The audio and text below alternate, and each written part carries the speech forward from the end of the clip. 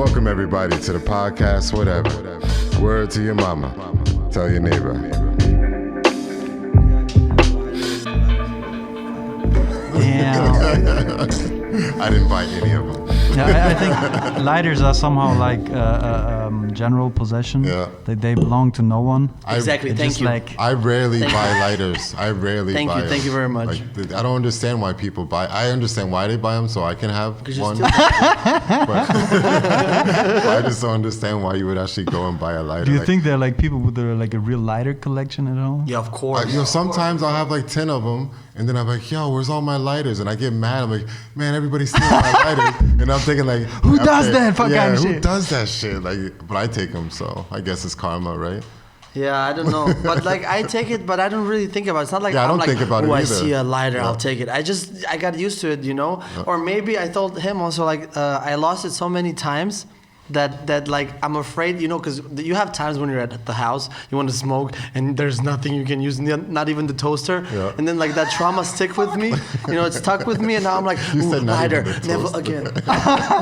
You threw that in there, you're like, not even the toaster. Not even the toaster, yeah. Oh, because I did use a lot of times the toaster. Oh, yeah, true, me too. I even used it when we lived together at your place. I can't lie. I don't feel like looking for the lighter, and I'm like, okay, the toaster. But damn, you gotta wait like 10, 15 seconds before it gets like red hot. And it's hard to like get it in, like, and then if you put your head right next to the toaster, you're like, it's hot. That's some real MacGyver shit. Yeah, kids don't try this at home. Yeah.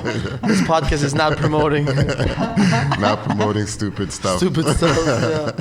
No, oh my God, no crazy. forks and no wet stuff in the toaster. Yoscha, how you doing? Very good. Happy to be here. It's a very cool setup. Yeah, thank you. Thank you. Welcome. Thank you for coming. Yes. Yes. But wait, let's address the elephant in the room. You also do podcasts. Yes, I do. So I don't know. For me, you are the only one because I don't know anybody who does podcasts in Frankfurt. I'm probably wrong, but are you the only one in Frankfurt who does podcasts? No, besides you, there's also Bijan with the Bequem podcast. And Lucid, Khalid. You got two podcasts. You already said. Yeah, I was like vlog. Turtle Joe also has a podcast. He's like a filmmaker. Oh really, Turtle Joe? Ooh la la. He's like, I like that name. I like that name. No, I just heard what's the name? The filmmaker, and I was like, what? Turtle Joe. Yeah, Turtle Joe. Turtle Joe Frankfurt. I think you should find him. Johannes Turtle Grenzer. Yeah, and now there are more podcasts. He's a video maker. There's a difference. Co-founder, something. But it's super cool. He's super cool profile. Free runner, nice dude. Oh yeah, free runner. He took pictures here. Yeah. In front of the containers. Huh. Cool. Yeah, there are even more podcasts. There are more podcasts, probably. You like stand out because you have a video podcast. That's I mean, if you do it, you do it right, you know. Yeah, do it all the way. Do you got some spare time so that we can make mine a video podcast? Bro, it's gonna cost you. I'm expensive. Yeah. No pro bono work. Like you do not one per week. We do one per week. Do you have like a? You do? Yeah, one per week. We record on Wednesdays. Oh, today. That's crazy. Every Wednesday we record. Crazy fucking workload. Actually, I mean it is, but like if you really like if it was up to me and if we had time, if we're not that busy, man, I'd record every second day. Because you gotta but if there are a lot of ifs. No, but the thing is, like, if you're thinking about like long-term wise, and if you're thinking really like monetizing this and really turn it into something serious, not just like, oh, it's cool. Like, if you want to do something serious with it, you want to hit him with the Gary V. You know, no, but like if you want to do something like this, then I think it should be like continuous and as much as possible, but always like continue. You know what I mean? Like sure. Like sure. Because I think when people like when it's random, you upload random anything, whether it's like YouTube videos. I think people like. They don't have, they're like, oh, they get surprised. Oh, he uploaded now, and then they don't know when. But like when they know, every Sunday, every Monday, Wednesday, whatever, I think they feel more comfortable following that whole project as it is, you know? Yeah, like I have a background in information management technology, and it's like a pattern that helps you to how to review your shit and build your shit and have experience and shit. And also what you said. So it's like a helpful tool to build something. Yeah, just to like general. I just realized something. Yeah, you have to get the mic like pointing in your mouth though. Like this? No, like it has to this. flat. All right. Bruno style. Yeah, Bruno style. yeah. He's like basically. But wait, so when did you start the podcast? So Podcast Brudi is the name? Yo, what actually influenced you to start doing the podcast? Because I'm sure when you started then, wasn't as many people then? Yeah, exactly. Yeah. Like I was like, early adopter kind of thing. Like I did a lot of different things before like interviews for Juice Magazine, or writing for Run FFM, or also some video blogging kind of stuff. Yeah.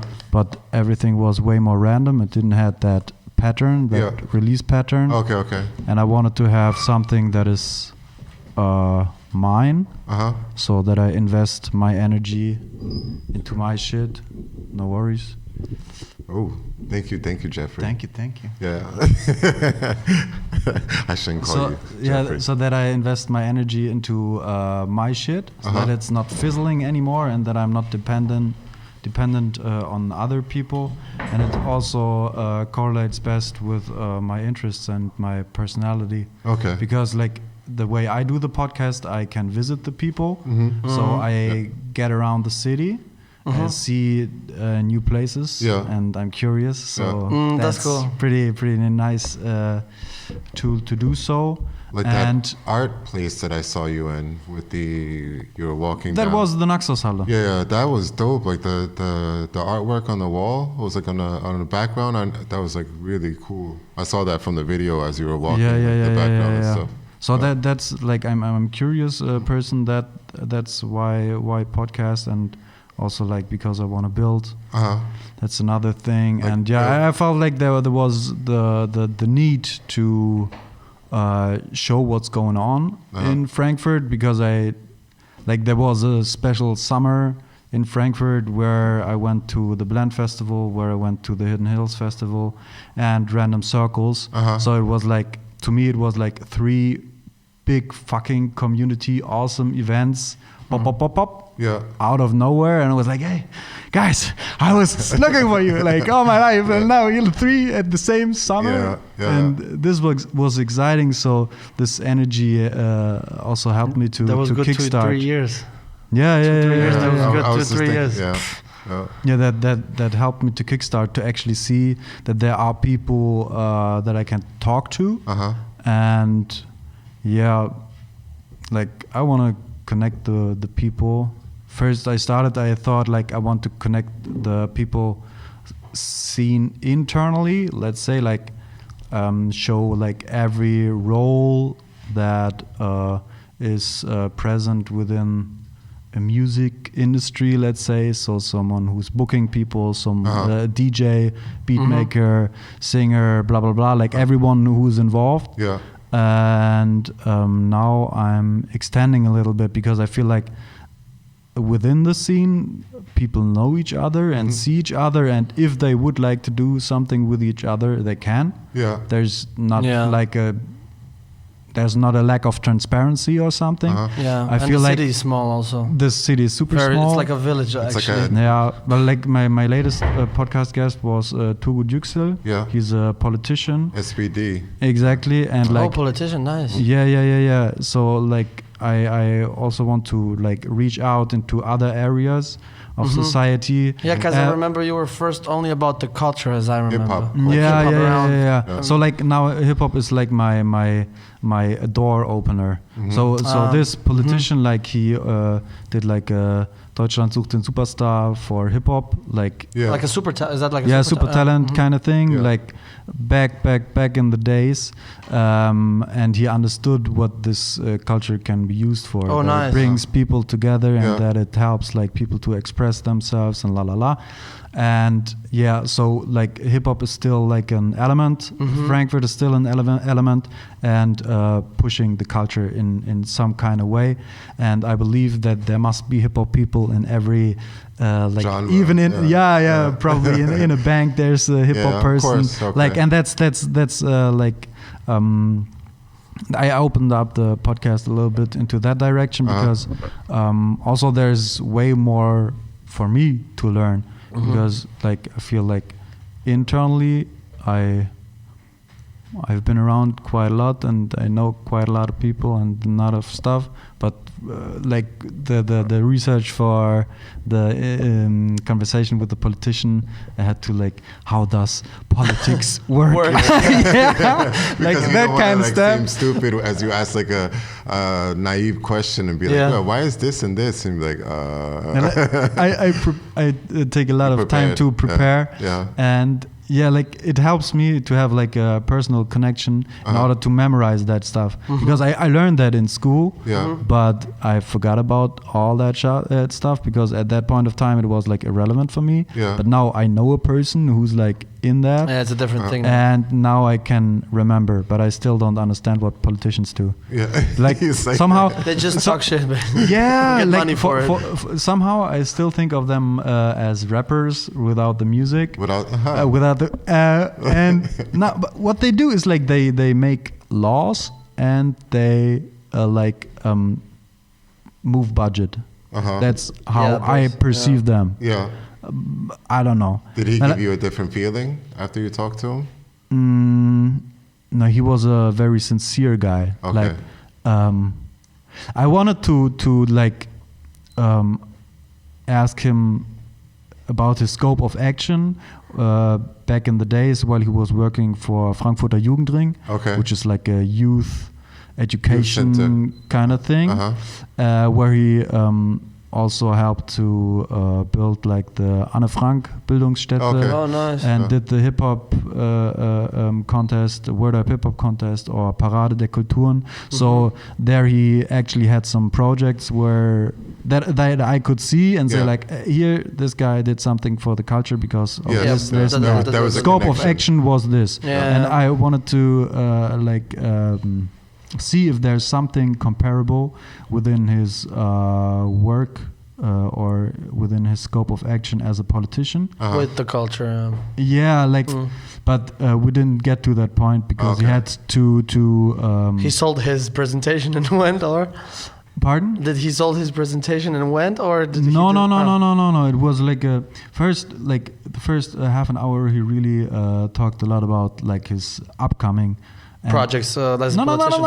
What he did back in the days, how he intro, became, like he was from Turkey and then he came to Frankfurt and why he's so politically involved, and so that took a lot of time. And in the end, he said like, I really had something on my mind. I really had something to talk about. So what I observed was that like I felt like he doesn't have like a platform where he can speak as a person.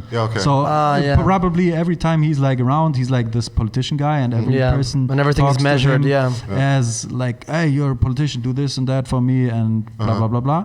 And within that podcast, he had a lot of space to talk about freely. Himself, so he took that space. So basically half an hour was just about his upcoming, and then we had like back and forth about culture, and I wanted to go deeper into the scope of action of a politician, but we didn't end up there.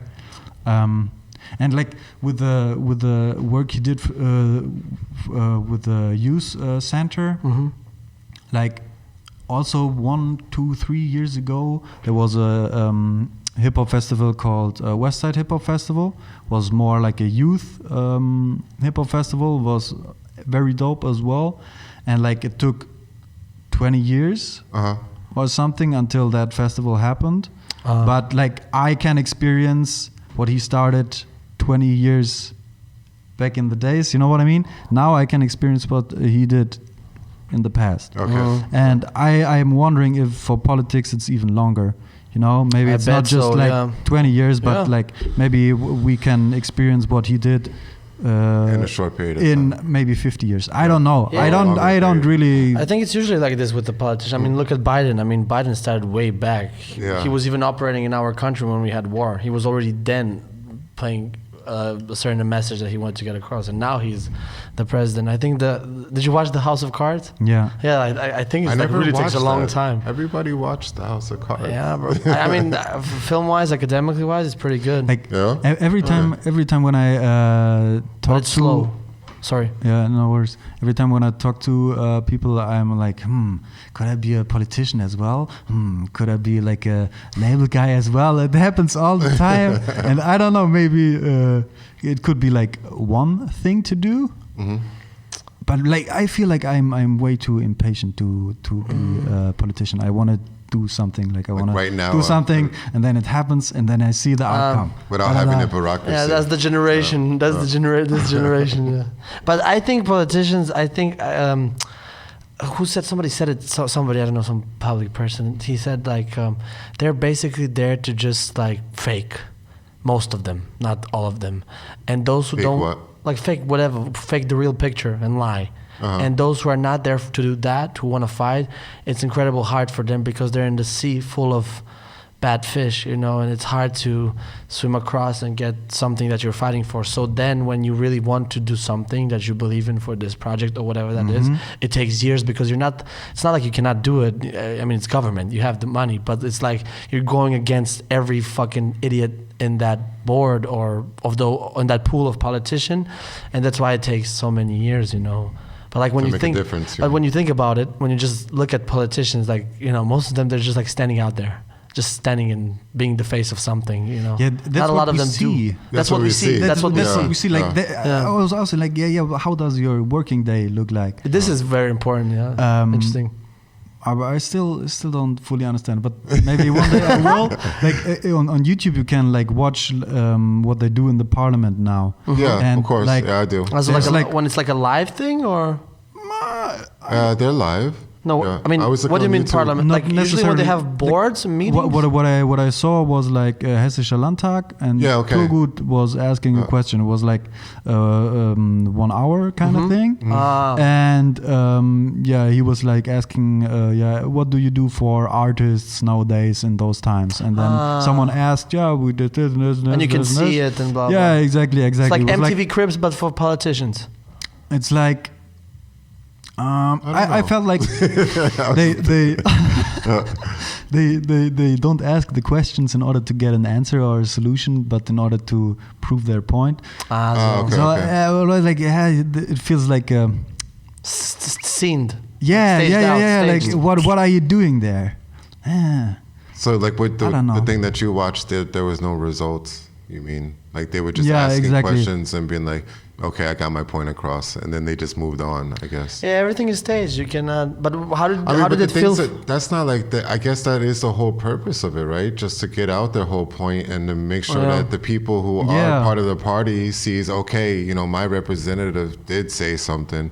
And then the stuff that really goes down is like behind, you know, like really, I guess, behind the scenes, you know. But that's that would be the interesting thing. Yes. Like, where's the work?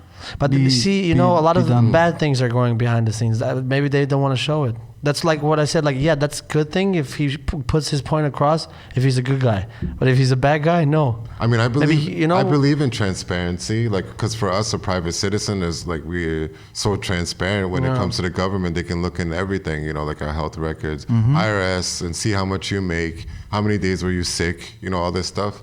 But like when you think about like all the tax money that goes from when you get paid from work, you don't even know where. Yeah, we have no idea where that money is going. And my idea was like that they print, you know, like at the end of the year when you get your whole thing and says like you made such and such 50,000 in the whole year, 8,000 got taken away for taxes, but that 8,000 went to this and that. Went to kindergarten there, went to the Autobahn in Nuremberg, then I would feel like, okay, my money actually went somewhere. There was something like part of it. But they got so many black stuff, you know, black accounts where it's going for military projects, for that government official or whatever it might be. And that's like the whole, you know, where it makes us like, you know, a lot of people like untrustworthy when it comes to like, what are they really doing? Like, what's going on with my money? Yeah, I don't feel connected at all. Yeah, it doesn't like feel like I a just know connection. that they take something from me, but like I never deal with this kind of stuff because I don't know. Like there's like an election coming up, and we have some advertisement all over the place, and there's in one Germany party. now. One party saying like contributive politics. Is it the word? Like Mitmachpolitik, like in Reykjavik. Like you got to contribute. Yeah. Because they're like, let's say 10% of like the money for infrastructure project goes to a platform. You can put your idea onto the platform, and then people can vote for your project, and then this project gets realized with like 10% of It's like stocks. infrastructure stocks kind of money. So you can actually see the outcome of your participation, and I think That's pretty cool. that helps in order to like feel connected, because you like that feel it's like something, you There's feel something, you see something. It's like, okay, I put my money on education. Like imagine that you could say like where your tax money goes. So how many like people would save for the autobahn, even though they need the autobahn to get to work or the streets? Like, would so you really probably say? You know, like but that's a good question actually.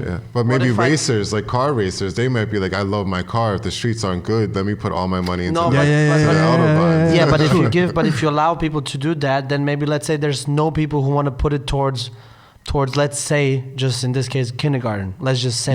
So then you have the problem. You got to balance that. That's why maybe because there might be too much money into the kindergarten. I cannot allow you to decide, because there's a bunch of people who want to just do racing. I didn't say I should decide it per se, but I should definitely see where it went at the end of the year. Well, it can be part of like the whole like budget. A percentage. Yeah, like I think in Reykjavik it's 10% or something. Like you get to decide where does this 10, 20, whatever. Yeah, exactly. So dope. there's like That's definitely stuff that should not be decided only by the government. Oh no, by the regular people. By the regular people, sorry. but there should be a percentage where you can like have choose. an influence on. Yeah, so 100%. that I can say no money to war and weapons and that shit. would be dope, Put it and then they into would see education. how much the 100%. people are not for war, even though they think that they are. You know, like. But it's funny, bro, when they start shooting at your country. You guys wouldn't know about this, but it's funny. You know, bang bang. What do you mean? Boom. What do you mean? Yeah, bro. I mean, I'm not for the war or anything, but you know, if somebody attacks you, you know, it's not so nice. War is not nice. And nobody wants war, but it's even worse to be in the war. It's better to be in the war fully loaded and stocked than being terrible. But no, I know what I mean? I think it's like a poll, you know, like if people can decide that 10% and like barely 10% of the population for that country said, I don't want anything to do with That's war. okay. They wouldn't have enough money. So that country would already be like, couldn't invest as much and go into stupid wars. They would actually be maybe just for the protection of that land. Just for the basic and stuff. And not go out into Extra. other countries. Yeah, and this stuff. I agree. And then other countries will follow as well, because trust me, most people, they think that they want war and they're like all for it because their governments are controlling it and they have nothing to say. But if they had something to say, then they would think twice, like, do we really want this? Like, do we really want to kill other people just because of religion, Blah, blah, skin color, whatever they might be, you know, just because they're different. That's No, what wars, bro? Wars are money projects. War is not about you are black and I want to kill you. But it's You know? but it starts. It's But like it starts somewhere. It's like a manipulation. I think it's you know? propaganda and the story for people who are not technically connected directly to the war. Yeah, of course. You It's know, like but a at the end of both- the day, what war is just it's a project. War is a project. Let's make money. It involves people that have no say in the whole thing. Yeah, You know, they have no say unfortunately. at all. Yeah. I'm not too much into this, but as far as I know, like we export a lot of weapons. Yes, like As they're Germany? number 2, I think. Yeah. Germany's like number a 2. lot of weapons. So Yes, which is crazy. Yeah. we get A lot of make money. Yeah. That's they're not like. That's why I get how do you call it? Soforthilfe. That's why it comes probably. What do you mean? Soforthilfe? No, because like help. A country has so much money. Oh, I thought like because you're from Croatia, you had a button and you pressed it, and it's like, they just came and shit. I'm like, yo, I need to change my passport. Imagine that, bro. Crazy. Oh my god. Heads give. How do you say it again? Heads. Sofort, what? Hetzva? I have no idea what you're talking about. How do you say Croatia? Croatia. Yeah. Hrvatska. Yeah. Vala. Hvala. Hvala. Hvala. Pecivo, pivo. Pecivo, pivo. Mlijeko. Mlijeko. So do you see yourself? Bacio neku rimu malo. I was living like 1 year in Croatia. Really? When I add up all the vacations I took there. Oh, okay. Because like we went for 10 years straight. Every year? Always for 1 month. Ah, nice. To Sres. So you're missing actually 2 months. No. But it was 10 years straight, and then When you got a couple of No, I'm years, just like for messing 2 with weeks. Where did you go? Sres. Always on Sres or Yes. somewhere else? Yeah, the split once. I mean, you probably went somewhere with the boss. Yeah. Sres but was like your spot? The hometown. You had like a house there or what? No, a tent. A tent. Oh, Camping. nice. Camping nice, place. Nice. Yeah, I saw a lot of camping spots there. In Croatia? Yeah. Yeah, there are. A lot of camping, like next to like Yeah. the regular towns. But they're now they got smart. And No, built they're hotels? charging. No, they're charging camping spots. Now you cannot just come up. I mean, some places. I thought they always charged it. Yeah, but certain places. But now every place. Now it's really hard to find a place where you. And I saw like a lot of like RVs, like mobile Yeah, of course. homes This and stuff. automatically you have to pay. Okay. But like before, you could go with the tent, the proper tent, and set up something a little, but a tent, not like a car and a combi. Like downtown Zagreb, I could just. That would be. And you could do that before, but now if a control or something goes, now you cannot do that. Maybe you can do it on some small private beach where nobody goes to, but yeah, nice. So I'm missing it. Like it's like the tent was like maybe 50 meters from the sea. Okay. So you wake up in the morning, like having like your swimwear or not even your swimwear, and then like under the free sky, and then there's the sea. You can hear it. Damn. I pictured it's that like too. plugging out like for 1 month, and it's a totally different kind of life. If you live Did in your a feet tent. get used to all the rocks? For sure. On the Yeah, bottom? for sure. I know Bruno's gonna say some bullshit, but Why? no, because you have to wear water shoes and shit when you go to Croatia. because you guys are fucking bitches, that's why. Like when we Do you wear water years, shoes? The first years when we went there, like we almost had to because there were so many sea urchins, Seeigel. Like those with the spikes, like Yeah. those. The black things with The the black spike. ones with the spikes you step on. Huh? Znam šta. Yeah, I know. Okay, now A you lot know. of them, but they still have like mussels and shells on the floor. Yeah. But then more think tourists came, and then they cleaned out the whole thing, and no But more mussels actually, and stuff. when you have those black things, then you know it's a clear sea. Yeah, So the more you have of them, the better. cleaner, Sure. the better. Yeah. Yeah. That's why all of the locals go to where the tourists don't go, because tourists don't want to go because of those things. And we are locals are like, it's anyway shit water, and then you always go to like a place where it's full of them. But like if you learn how to maneuver and walk around them, it's okay. So but I guess you just learn don't. to look through the water. Yeah, of course, bro. Yeah, bro, you guys are crazy. you can also like wear those fins No. for swimming. I mean, I did. I saw a lot of people I wearing tried those. it. I tried it, of course, but no. I mean, bro, But put instead my of pants, water shoes, nothing. that's cooler. Nothing. Nothing. Nothing. Okay. I mean, but I mean, I just make fun like for people who do, because they really look corny. But obviously, it's normal because maybe some people didn't get used to it. If you live in a country without, There's beautiful sand and it's like white going through your toes. that's also beautiful. Yeah. That is beautiful. Feels Like, nice. do you know those? But it's healthy, bro. The rocks. Barefoot on the rocks. That's do you know healthy. those barefoot shoes, which are like trending right now? I think Yeah. they're so disgusting. They look like do you water mean? You mean shoes like somehow. those with the gloves, like that have like fingers? No. Oh, that's what I thought you meant. Yeah, but like they are developing quite fast, and now they What's the name have of some just like barefoot shoes, and like I they can't picture that. Like it's. they get more into they go more into direct. Yeah, and like the principle is that these. they don't have too much of a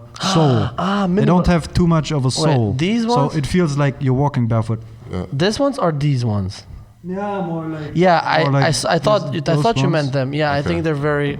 ugly. Like in 10 years, like they will be sneaker kind of shit. But that's like water shoes, but for the street. Basically, yeah. But for Yeah, the street, yeah. But it's healthy to walk. I'm within sure those. it's healthy, yeah. But like not for sports, right? Or I think walking is a sport. I mean, think it technically, depends. but it's not like you can play basketball in it. I think that's not recommendable. Yeah, it's just like some like I don't know, but like of course some people they have either sensitive skin or they just didn't get used to it. You know, like I got used to it. Like when I was a kid, I would go for 3 months, 4, 5. I'm out, you know, and then you walk, but I walk everywhere barefoot, like everywhere on this, like so then you get used to it. And Sure. actually, it's not the problem for us. It's not the problem. The rocks being all like. Uneven, like not that. The problem is the asphalt and the stone being hot from the sun. That's the problem. I know what you're talking about. Because sand also gets hot. Like Sand can gets also so get hot. hot, yeah. You're like, ugh. That is the problem. But like the being uncomfortable, you get used to it, and it's very. Think about it. It's basically like some sort of a massage. When It you is. think about it, yeah. It is. Yeah, and it's rocky in Croatia, like at least where I've been. It's a lot. Like we have 2 sand beaches that are ruined by the tourists, mostly Germans actually. The earthquakes don't hit the coast area, right? They've only been going to like middle, I guess. Middle. Yeah, Okay. yeah. When was the last time you've been to Croatia? Last year. Last year? Yeah. For how long? 1 year ago exactly. 1 year and 1 month. True. Yeah, you remember. You came back to when I was living in Marbach. Yeah. Yeah. True. How long did you stay? In Croatia? I don't know. I was less than a month. I remember I went to Croatia. I did all the family things and saw friends. And then 1 week was really okay. And then after a week, it was like, oh my God, I cannot handle this shit. And then I went to Slovenia for 2 weeks to see my friends. Yeah, I can't wait to get back and to see everybody and shit. And then it's like, And then I came to and then I came back and I'm like, oh, okay, this is what I come to. Yeah. But That's why I escaped. yeah, I was like 3 weeks maybe.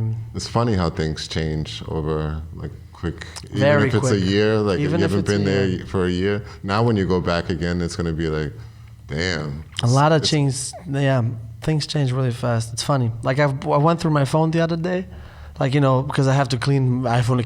An iPhone, you wouldn't know because you have Android. Yes. But like an iPhone, Best you shit. can have a lot of photos, because it's a very good phone, Because you put it into the cloud.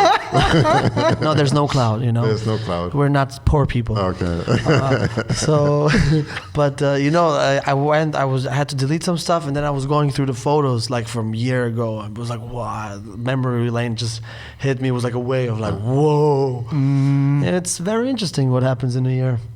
I always clean up like my shit like What do you every month. Oh, really? I hate to go back. I do it like every 4 months, right? Like I load it up onto a computer and shit. Yeah. And I've had it for years, right? And it's like, I don't know how many gigabytes. I don't even like look in it. That one folder where you just drop shit? Yeah, but I have it all this, like, I can see like 2015, November 2015. So I have an idea maybe where I was. But what do you guys do with your stuff? Like, we probably have like thousands of files that we never ever use. I stopped taking a lot of pictures and videos like on your phone, huh? Yeah, like in general, because once I was at the point where I had way too much content and I was like, oh, this sucks. Like I'm overwhelmed by the content. Yeah. There's like this maybe content. You're never going to print it out. Something with it someday for some purpose. It's bullshit. And it's like blocking my head. So you're a hoarder. What is it? A hoarder? Hoarder, a messy kind of picture, messy. And now I'm way more selective about the way I do pictures and videos. But how do you really do every month, like clean it up? Yeah. How do That's you find crazy because I cannot find, like for me, I cannot find this like headspace. Yeah, to do that. Like even you have to see my desktop. No, for me it's like it's crazy. Yeah, it's crazy. It's with every podcast. That's the. But wait, that's my you're talking, pattern. but with the phone or what? Yeah. Wait, so you do podcasts once a month? Yeah. Ah, okay. And then you have to clean everything out which you don't need. Yeah, and mostly it's not too much anymore. How do you record especially with the phone? not the audio, but I take some pictures with the phone, and it's like it helps me to have this from this start cut, to finish, this cut in order to do so. That's really nice. So I never have like work that I still have to do that also helps me to be able to be organize it, be fresh and ready, because I know there's nothing that can hunt me, because I still have to do something. That's very interesting. I should do that. But you know what's with me? Like, I rarely see, like, I always take like, oh, this is cool, let me take a picture. And mostly it's like locations, you know, because I'm like, oh shit, boom. And I don't remember, like, now that I was going through it, because I had to, I saw so many locations, records, even important stuff. Yeah, I never open it. Like, I'm like, ooh, I take a picture. Yeah, of it, me too. And I forget that I have it, and then it just sits there. And then and then when I find it after like 6 months, I'm like, I don't need it anymore. Yeah, I know what you mean. Like, I also had like once a list with the restaurants that I wanted to go to, and I never did that. Or same with you, like music that I want to listen to someday or something. Anyway. Then you end up with like a endless to-do list, which basically. is just pressuring you. Just stop doing that. Like, but this is a good trick when you say every month, go clean. Do you do just the phone cleaning, or you do everything cleaning, like all? I don't have to do much cleaning because I work for an outcome somehow. When I take a picture, I take this picture in order to upload it for an Instagram story. Oh, okay, you're like a minimalist now. Yeah, you could say. Yeah, you could say. A digital minimalist. Yeah, so I don't have to clean up too much, because. But that's good. It helps. You have a little extra time to do other things. I got like 2,000 pictures and videos that I probably will never print out and use, and I'm probably just gonna put on some hard drive and just let it sit there. For Christmas. Keep talking. For Christmas, we did like a collage for my parents, my two sisters, and me. And it was like for 10 years. Okay. So my parents did one from 90 to 2000. Then me and my sisters and me, we did one from 2000 until 2010, and we had to do another one from 2011 until 2020, like for this Christmas Eve. So we had to go back through like pictures of 10 years. Oh. And like it for me it's emotionally exhausting. Yeah. Let's say I don't like to do that in order to go back into the past. Yeah, and like, see all that stuff. See like the old me and what I've done in the past. You just want to be in the now and future. More of that. So I need to start doing that myself, to be honest. Like, how would that look like in your case? I need to start by erasing everything on my phone and doing like you do. You know, like if I was to like go down to the bare minimum, start over again, and then I would have not all that junk on my phone. And like you say, like, you know, just start taking pictures only to use pictures, or like that I'm gonna use. If I know I'm gonna post something, for example, on Insta or whatever it might be, then I'll just go with that set of mind. Or if I'm gonna film my son or whatever. But most of the time, like, I save everything, you know, and then at the end, I'm putting all that stuff on my hard drive for no reason, and I'll never see it again. And when I do see it, like you say, then it just brings up too many memories where I think like, I don't even need to think about stuff like that. Even if it's a good memory or bad memory, like hopefully now those people that I maybe saw in the picture, there's still 3 or 4 of them, you know, in my life and stuff. And then I moved on, and that's a good thing and shit. And maybe that's why, you know, through Instagram and everything and posting, that's already kind of like my time capsule, Yeah. So I don't really need to save anything, because that is my way of using it, you know, like posting that stuff. And like I go on my Facebook like rarely, but when I do, then I see like 100 messages. I'm like, yeah, click, and then I'm out. And then sometimes I actually look and I'll see pictures from like over 10 years ago, and I'll be like, damn, that's like crazy. Okay, Facebook away.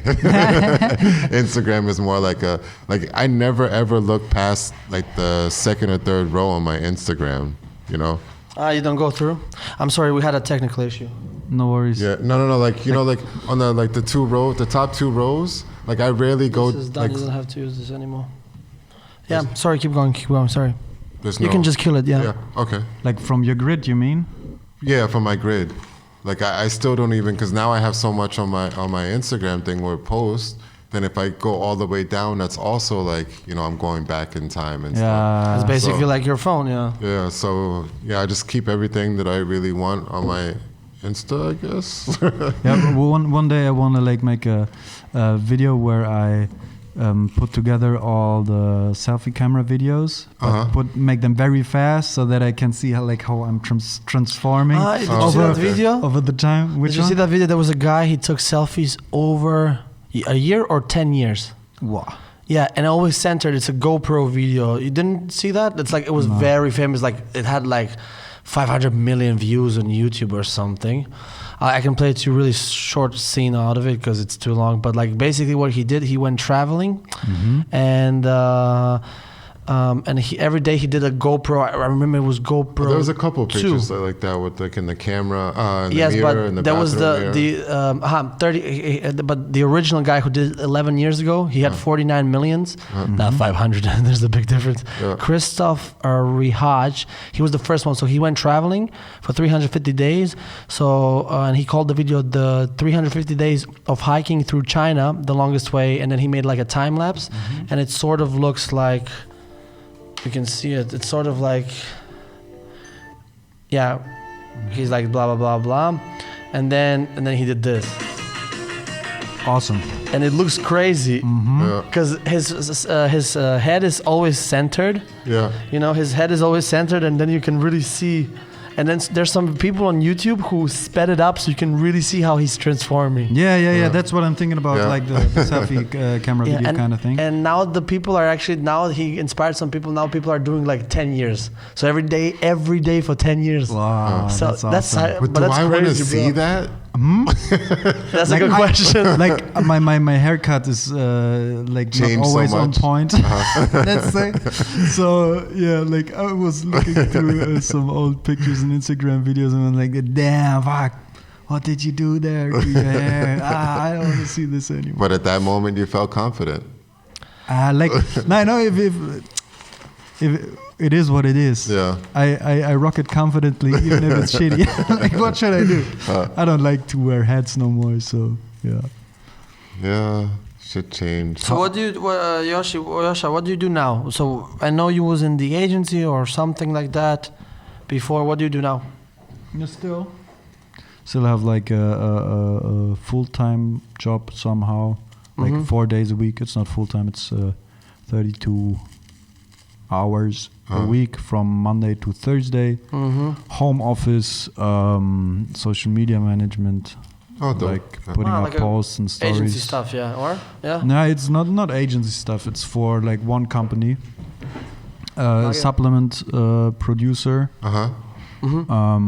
Some communication with influencers, stuff like that. Oh, to get them to promote the supplements. Yeah, exactly. So that's what I do for a living, and then one podcast a month. And maneuvering, strategizing, dribbling on the left and right. Do you see yourself just staying local when it comes to the podcast, or do you do your podcast? Yeah, that's actually I wanted to ask this. Yeah. Yes, 100%. Because the Mojo needs to be in Frankfurt, and it needs to stay in Frankfurt. Because the situation right now is that it's not too attractive for creative people. Yeah. So they always run off to Berlin or to Hamburg or whatever. And I want to change that. Okay. I hate that. Like, when I started blogging like 10 years ago or something, like it was like because I wanted to connect with people who also had passion for hip hop music, but I could not see them in the city. Like, I am like, guys, where are you? And I started to study something which was not connected to culture or journalism or whatever, because I couldn't do it here properly. So I said like, okay, I'm going the money way. Yeah. Did that. But I wanted to stay here because I want the Mojo to be in Frankfurt. Like, the city has crazy potential. Like, infrastructure-wise, it's awesome because it's very close together. Like it's... If you look at the music that's popular, it looks like we just got this gray, rough money concrete, cold kind of vibe. But you mean music brutal here in Frankfurt or in Germany in general? Or? No, in Frankfurt. It's like a very, it's not too broad, like what you get. Like we don't necessarily have too much happy music, for example. Yeah, of course. But I think when it comes to hip hop, but like, look, if Frankfurt is like a super small city and it's a super international city, like why is the music sounding the same? Like it doesn't make no sense. More diversity. Diversity, exactly. But I think it's international city in terms of cultures from people's backgrounds. But a lot of people in Frankfurt are Germans, whereas in cities like Berlin, it's a fine mix, or places like Amsterdam. So like, yes, it's international when it comes down to business people coming from all over the place, but they're not musicians. And those who are musicians, they're mostly born here, you know. So like, you know what I mean by that? And for example, and in Amsterdam or in Berlin, you actually have 50-50 people coming from somewhere, and then and those of the, you know, we have people coming in and out, but those are all mostly business people, like bank people and stuff like that. Yeah. But us, like cultural kids and stuff, most of you guys are like living here from the beginning. So at the end of the day, it's a Frankfurt culture. It's not, you know, just there are like ethnicities here, you know. Your parents are from here, from Africa, from Asia, from this and that. That's true, but you're a Frankfurt kid. You're born here, so you have that Frankfurt culture. Whereas, for example, in places like Amsterdam, you're constantly mixed with people who do music from all over the place that are currently, you know, somebody comes from Brazil to Amsterdam and brings that Brazil flavor and then does Brazilian shit. But she just got there from Brazil just like maybe a couple of years ago. You know what I mean? That's a nice perspective. And it's same in Berlin. You know, like in Berlin, I remember we were going out and then we would actually meet somebody from Berlin, and it was like, wow. You're like, I only know 2 people from Berlin that are living in Berlin that are from Berlin or like close to Berlin. 2 people only. You know what I mean? I'm always in Berlin. I live there, so I think that's also plays a part. You know what I mean? So Frankfurt, basically, on your theory, just consists of people who like grew up here or like came here for business. No, I mean, look at me. I just got here basically 2 years ago. Why? What do you mean? Why did you come here? Like, why did you choose Frankfurt? Oh, that's a funny story, because I had friends here and I wanted to do cool stuff with them here, and they said, "Come here. It's better than in Berlin." Because I was coming here when I was living in Berlin. I was coming. In Berlin. I was living in Berlin, and every weekend actually I would come here for projects, for hanging out. And then at one point we were like, "Yo, it makes no sense. Just come here." And I didn't. And winters in Berlin are hard. All right. I saw the snow. Yeah, and then I got here. Yeah, basically. Nice. But what I wanted to say, it's not like a theory. You only have people from here and not from here. I'm just saying that music-wise, it's, you know, the reason why you don't have many Brazilian artists here is because people who have any connection with Brazil, their parents have connections from Brazil, and they're Frankfurt kids. And maybe you have 2, 3, 4, 5, 10, 20 people from Brazil actually in Frankfurt that just got here. But what are the chances? You know, they can be anything. They can be tennis players or musicians or politicians or business people. You know what I mean? Yeah. That's why I think you don't hear so many Brazilian tracks. You know, that's my theory. But that's not just for Frankfurt. It's the same for my country or anywhere. You know. But that's an interesting perspective, and like I'm very happy that you moved to Frankfurt, because then we got this awesome podcast and we got someone else like pushing the culture. That's fucking awesome. And like I think it's like it works in both ways, because like if there are platforms like yours, maybe some people are like, oh, in Frankfurt there's some cool stuff going on, maybe I should start my own stuff, or like take a closer look, and then things start going up, coming in whatsoever. And I want this for Frankfurt. I don't know. Yeah, but that's good. I mean, that's good that you represent and then you stay true to it, you know? Like, I had a phase, like I was living in the Netherlands for half a year. And I was like, okay, let's do this shit globally. Because like, I listen to music languages, I don't understand a word, but I feel it. Like, I catch a vibe. I don't fucking care if I don't understand it. So I was like, okay, let's do this international stuff. And my mind was also all over the place. And I was overwhelmed. And here in Frankfurt, I really feel like I can do something. I can make a change. I can connect people, and it's something that I really have a hold on. It's not a hypothetical thing that it's like somewhere in the future or somewhere across the globe. It's like someone that I can drive to with my bike, and like you can see it, you can touch it, you can feel it. It's right here, and you get to interact with. Yeah, I guess in some years it could like go like beyond broader, the borders of Frankfurt, but for the start, I wanna do it here, and it is also helpful if you go somewhere else. If you can say like, I'm this dude from Frankfurt, you know what I mean? Like you're not no one, or you're not someone who does a little bit in Amsterdam and a little bit in Rome and so on in Frankfurt. No. Yeah. Like I'm this Frankfurt dude. I'm the hip hop connector of Frankfurt. So if I go somewhere else, I have a role. I have like a sort of a business card. Label. I can hand out. I have a label. Background So also like for people who want to connect, like they can see me because like it's like, okay, culture, hip hop, Frankfurt. Culture, hip hop, Frankfurt. Okay, this is the dude. Yeah, it's funny. We had a conversation. I was recording my morning show, and my friend was there, Equa and Magio, and we actually talked about these things about, representing, where you're from and stuff. Because I told him like, yo, I'm fucking representing Croatia. Fuck all these Germans. I'm gonna show them. Like, I mean, not like, you know what I mean. So, and then we were like discussing, but we live in the world today. It doesn't matter where you come from and this and that. And it's funny that you just got it because we literally talked the other day about it, and it's interesting. But I think it also has they were like against it. I was like, I'm not patriotic. It's not like I'm coming out with a Croatian flag and I'm like, motherfucking Croatia. I do be talking shit a lot, but that's just for fun. But I think the reason why I think like this, and maybe you also, is it's a no. it's a hip hop. No, it's a hip hop thing. Like this is what you're doing here is cool. But I'll show you how we do podcasts in Croatia. You know what I mean? Like these, it's not about competition. Like it's like and this is not like a bad. I'm good, you're bad, or you're good, I'm bad. It's not like this thing. It's just like that's cool. This is how we do it in Croatia. Just so you know. We call that friendly competition in the States. But it's not like everybody pushes the other through their. It's a hip hop culture. That's a hip hop culture, and I think maybe you have it's coming from there because like I was like, you should represent where you're from, and they're like, stop being patriotic. I'm like, it's not patriotism.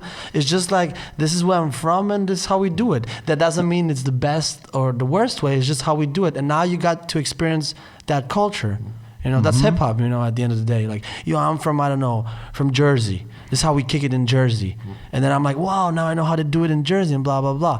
So like I'm basically living all my life in Frankfurt, so it tells a lot about me. Yeah. As well. So like because if you know Frankfurt as a city, you can like have an idea of which kind of impact it had on me. So. And you bring that vibe with you. Yeah, like you can't take Frankfurt out of me. Let's say like that. This is like a very Frankfurt type, Frankfurter Junge. Yeah, you know what I mean. But that's good. I think that's good. Representing where you're from, like, but not just necessarily. I'm from Frankfurt, blah blah. It's just like you have this Frankfurt thing in you, and this makes you also who you are at the end of the day. So when you do go to Netherlands or Amsterdam, it's like, there's that dude from Frankfurt. This is how they do it in Frankfurt. This is how Frankfurt people are. You know what I mean? It's a cool thing, actually. That would be interesting if I would be like a good Frankfurt representative. If, for example, if someone in Croatia, I would get to know someone in Croatia and we talk, and like he thinks like this is the Frankfurt dude, and then he comes to Frankfurt. If you would be like disappointed, or if you would be like, like they are. But obviously you cannot like depending on one group person, everybody. You cannot group like. For sure. Obviously you can. If you do that, then you're dumb. But you once said like, yeah, I want to take a picture of you, Yoscha. You look like this Frankfurt dude because I was wearing my. Hey, Mario, listen to this. We went to Rivet one night, and Mario dresses up just normal, casual, and I look at him. I'm like, bro, you look like a Frankfurt dude. You know, he had like jeans on with the like some sport Reebok Classics. Yeah, something like that type shoes. He had like a black North Face type jacket. He had this, you know. I was like, fanny pack. I'm like, you can see the socks, you know, on the. Very important. I was very like, important. you look like a Frankfurt dude. And he was like, what you talking about? Yeah, but that's cool, I think. I mean, everybody has like identifies like certain kind of way you talk, how even like how you walk and like present yourself is based on the city that you're living in. No, but I think there's a couple of like, for example, the only Frankfurter you I know is you, Jamil, and maybe and Shu. And I should say hi from Shu. I know a lot. Oh, hello, Shu. Wait, Jamil, you, Shu, Agiog, maybe, I don't know. But like you're the only ones that give me Frankfurt Junge vibe. Oh, right. You know, you are really like, if somebody asked me Frankfurt people that are really Frankfurt people, I would probably name 4 of you. Maybe. I'm sorry if I forgot somebody, but this is the first on my head. I think, you know what I mean? Obviously, a lot of people we know from Frankfurt, but like you guys are like that type of shit, like North Face, jeans, Reeboks or something like that, fanny pack, and this whole... I don't know. I just have this vibe. Yeah. I'm wondering if it, because I don't do it now. It's come somehow style wise, but mostly it's because it's practical. It's very practical. It's very practical. Yeah, and I hate to dress like where the dressing up thing is like too. But it's too exhausting, man. Like I got 3 trousers, 3 pairs of shoes, all Reebok Classics, and that's it. I don't have to waste my decision-making energy on which clothing to pick, and so I don't know if it's like really a style thing or what's first, like the style or the practicality. The practicality. I don't know. I feel you on practicality because I really do feel like that. I noticed that I've also like, I'm like, no man, just pants, fucking hoodie, sweatshirt, fleece or whatever, jacket, I'm out. I was different because like, I was collecting shoes and hats, like, and then it was always like I had Jordans matching the hat, the collars and everything. Yeah, but like it was 50 Cent times running around with 3XL shirts and stuff, and green Timberlands and green hat and green shirt, stuff like that. And like I had so much clothes, goddamn. And right now I can't remember when was the last time that I actually bought something new because I still wearing the clothes. Do you change personalities? Do you change personalities when you change your clothes? Of course, a little bit. Like maybe like you know like your inner vibe, what you're projecting to people. No, but like in general, you as you. No, but like yourself. I think that's automatic. Like if you put on a certain outfit, like if I'm going to play ball and I got my shoes certain kind of thing, or if I'm like wearing like all black on and I know like that's my mood that day, but it's looking good and I feel good. You know, you kind of feel like dark but mysterious. Like that's like what you're projecting out, I think, you know, to the thing. Or you got some fresh white shoes and like it's a summer day and you're feeling like nice and shit, fresh haircut, like you're automatically like just feeling good, and everybody's like, oh, you look nice, you're just so happy, like yo, you know, you feel good. Everybody knows that feeling, especially now with Corona, you can't even go to the barbershops. Nobody can go shopping. Wow, I'm just wearing the same sweatpants since 1 month. Like I'm so happy I have the jeans now. Like this special event. But I think it changes. But for nowadays, I don't like to go to places where I can't wear what I want. So that of course, sort of narrows it down. I was back in the days I was working with a suit, and maybe there will be like special occasions where I have to wear a suit again. Maybe if it's a funny or a nice event, then it's nice to wear a suit, but to me it's always connected to like I have to like leave my personality at home. And I'm not used to not being me. So I really don't like to do that. And Another thing, like I once wanted to erase all the black clothing from my wardrobe because I felt like there's so much black and white out in the world. I wanted to go with the colors. Yeah, but this is only what white people can wear, because colors don't look good on white people. Only on black people. I feel like I'm a blue and green. You took it from us. I was just gonna say, like, I think like your colors change also every 1 or 2 years. Like if you go back and like if you had like a picture of your wardrobe and like actually went back every year, and you probably see like 1 or 2 years you were into blues and greens and like certain kind of colors. Like I had 1 year I only bought like blue stuff, and I realized at the end like I had blue of everything, like jeans, like jackets, shirts, and then I had my black face where everything had to be black. Yeah. Gray, I had a lot of grays like 1 year and shit, and like it always change. But did you get rid of the black stuff? No. But it's still everything black. but I saw you on some funky colors, and just like butter, you were wearing some funky colors. Because I just posted a picture from you. I think you were on the picture, and you had some funky colors. I had my guns out. No, summer. It was a black was a black wife beater. Was it? Yeah. Really? So you had to be black. Yeah. Oh shit! It was. Yeah, you didn't have no colors. Look at this. Well, I was smiling, so like. So that where the happy energy is coming from. Oh my God, you're right. Crazy. Yeah. But that also had me like some backflash moments that just like Butter's pictures. I feel like this was the last party I've been to. Yeah, I think it was. It was in the summer. You're just tripping. Trust me. What party was the last? You mean last summer, not for the rest of your life? No. You mean that year? Yeah. Last year. Yeah, it was like but we got lucky because that was the last day party. After that. The day after that, they closed everything. Everything. Yeah. And we got lucky. We had no cops. It was 250 maximum. We had, I think I counted or something. We had like over 600 people, close to 700 people. Wow. In the park. Wow. That 700 event people. was beautiful.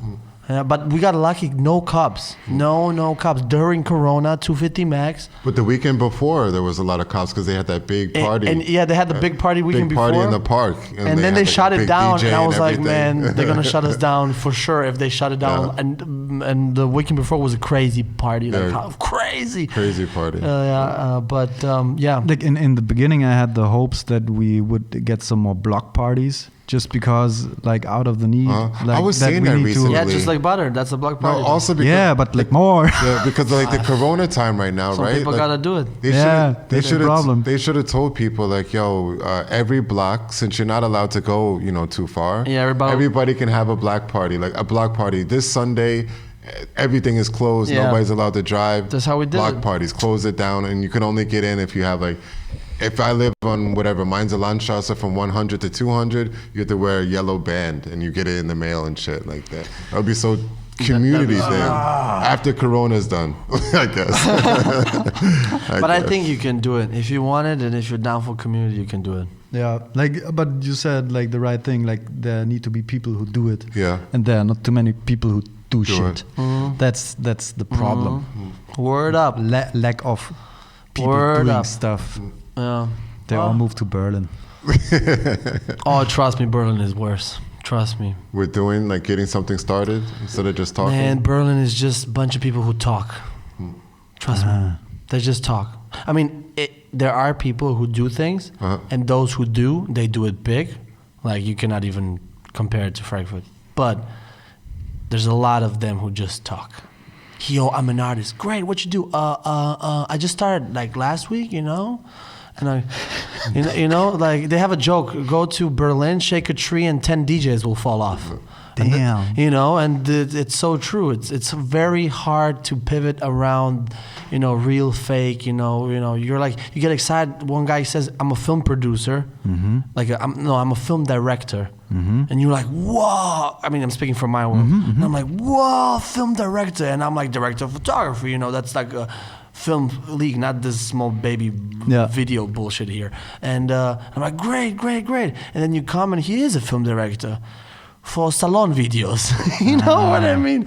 So they just talk a lot. They really talk a lot. I'm not saying that the whole Berlin is like that, but because Berlin is so big and there's so many people, you obviously have more people who talk shit, you know? I have a theory, like if there are people in Frankfurt who do shit for the culture, it's harder for them because they have less platforms, but also they have less competition. That's the other side. And I think if you last, like you really know what you're doing because you don't get too much help. So if you do it for 1 year, no 2 years, 3 years, 4 years, 5 years, then you can be sure she will be like in for the next years as well, because there must be like a strong power of will behind it. So I don't know, what do you think about the theory that people who do it in Frankfurt are like more likely to be like very committed to their craft? I don't know, but whatever it is, I think it's definitely it's better in Frankfurt because it's like it is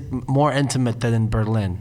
You know, for example, like if you do a hip hop party right now, you know, like let's say strictly 90s, whatever, you know, and it's probably not going to work out. I would not show up. Yeah, I know. That's what I wanted to say. But like, let's just say if you did it, or if you did, I don't know, let's just say for the sake of the argument, you did like a 90s strictly 90s back to school type party, right? Yeah. And you did it in Frankfurt. And the people would show out either in Berlin or here, but people who would show here, it would be more intimate and it would be more cultural than in Berlin, because Berlin is so spread out, you know, and then the people, you get people, head nodders there who love hip hop and they're so blah. But like here, it make, for example, just like just like butter is better. If I do it just like butter here, I get to taste it, feel it, you know, touch it, like you said with the podcast. I see it, and people come to me and they're like happy and they cry. Like the year before this one woman came to me and crying like, "Oh my God, I needed this." So you feel this, and because it's smaller and it's more intimate, you know. Whereas in Berlin, Amsterdam, big parties, crazy DJs. Blah blah connection. You know, it's you feel that intimacy. You know, that's why I think Frankfurt has one a plus over everybody here, because it's a village, bro. Everybody knows everything. You know a lot of shit about me. You know what I mean? You know, it's a village. Everybody talks here. You know a lot of stuff. You know, but because it's a village, you know, and people just blah blah blah blah blah. It's a cool thing because when something cool is happening, you know, everybody's involved kind of in it, you know, depending on people who are, depends, you know, it can be a good and a bad thing. But I think like culture-wise, you know, for project-wise, you know, for me, like if you are in Frankfurt, then you're like, oh man, forget all of them outside, like, because it, you know, I would go to Berlin and people were like, what do you guys do in Frankfurt? And before, I admit I really talked shit about Frankfurt. I was like, yeah, what the fuck, Frankfurt, you know, like it's, nothing's happening here. But then, like, for example, last time I went to Berlin and they asked me, like, they talk shit about Frankfurt. I was like, yo, shut the fuck up. Frankfurt is cool, you know? You know, Frankfurt has some shit, you know? And I think it's more raw and more real, more like direct here, you know? And respect. Also, to get respect in Frankfurt is way different than anywhere else. You know what I mean? So I think that's actually good for the culture. So when you have a festival or an event that's good, then it's really good. You know, it's good to its original. Yeah, it's not like an idea of a marketing guy who now thinks that hip hop is cool and that he should like do the 10th just like butter. No, it's just like butter, and it's just like butter, and that makes it also special because it's like one event and not 10. And it's in Frankfurt, and it's one and blah blah. And I think like whatever. So I mean, obviously, I wish people would do more community stuff, and those who want to do community to do actual community stuff. And but at the end of the day, I mean, of course, everybody wants more, you know. But I think I would rather be having less community stuff here than in Berlin or somewhere else where it's like you don't get to, for example, you come to Just Like Butter or somewhere, for example, let's just say you came to Just Like Butter. I don't know, I'm speaking from my experience, but like you feel like you belong there even though you have no connections, you don't even know how we do it. You don't know, you just know me and people who are there, but it's not you knowing people who are there, it's about you feel like you belong. Yeah, you know totally. And I feel very like like welcomed. I'm part of this, you know. And you don't have to know anything, you know. Maybe you're a wrong example because you actually know people here. You're from Frankfurt, but a lot of people like who come, like they feel welcomed and they feel like, oh, I belong here. These people accept me. Whereas other events, not that I'm dissing anybody, and other events I'm talking maybe outside those bigger public ones, you don't feel that. You feel like, oh, I'm part of the event because I did pay the ticket or whatever. But you know, there's a tons of shit happening and nobody's, you know. You feel that disconnection, you know what I mean? And I think more of this, I feel like I belong, you get it more in Frankfurt. Then you could get it maybe in, I don't know, Paris, huge party with fucking 1,000 people or something. Like you don't, the likelihood that someone stumbles over the hip hop culture or a cool event who's not like somehow really in it like is very low. So you don't have those like, oh, they are young people, they look cool, there's cool music, let's check it out and have a good time. That does not happen. Like you go there if you know. But that's what I'm trying to do with just like Butter is, for example, obviously a lot of people we know from the community, and a lot of people came even from other states like Düsseldorf, Hamburg, and this type of stuff. But I also, what I did is like my neighbors came, you know, old people, you know, like because I wanted to make it not like only because I'm sick of, like, don't get me wrong, but I'm sick of seeing everybody the same all the time. Like, oh, there he is. I feel you, yeah. So I'm like, come on. It's a small community. It's a small community. That's also a village part of it. But like, I don't want to. I also want to people who are like totally not in our culture to come and see like, wow, this is cool, you know, and just to see how it is. Because, you know, for example, my neighbors probably when they Google hip hop or something, they probably think, you know, like states, crack, hip, dirty, probably sexism, African American sexism, this, that, da. And then they come to the event. I remember one of them, they came to the event and people were like dancing in the ciphers and stuff. And they were like, wow, it looks very, you know, movie-like. Yeah. I'm like, yeah, it's like this. You should try it, you know, be a part of it. This is what I try to do with just like Butter. That's a cool thing. Like, and also like you had like not just like 20-year-olds there, but you also had kids and you had old people. Yeah, that's also very important to have like a connection between those ages. And that's also one of the reasons why I now reach out to other people who are not within the scene anymore, because podcast, somewhere else, because like it's good if the culture gets more space in the whole society, because it's an awesome tool. It's like a fucking awesome tool. And if you listen to the music, listen to what the people say, like you can maybe understand who they are, and then you can relate when they talk to you. Like communicate. You can communicate, and then it's not like you are here and you are there, but it's like we can meet in the middle. we can or we can talk about this hip hop thing. Like it brings you closer together if you have like a shared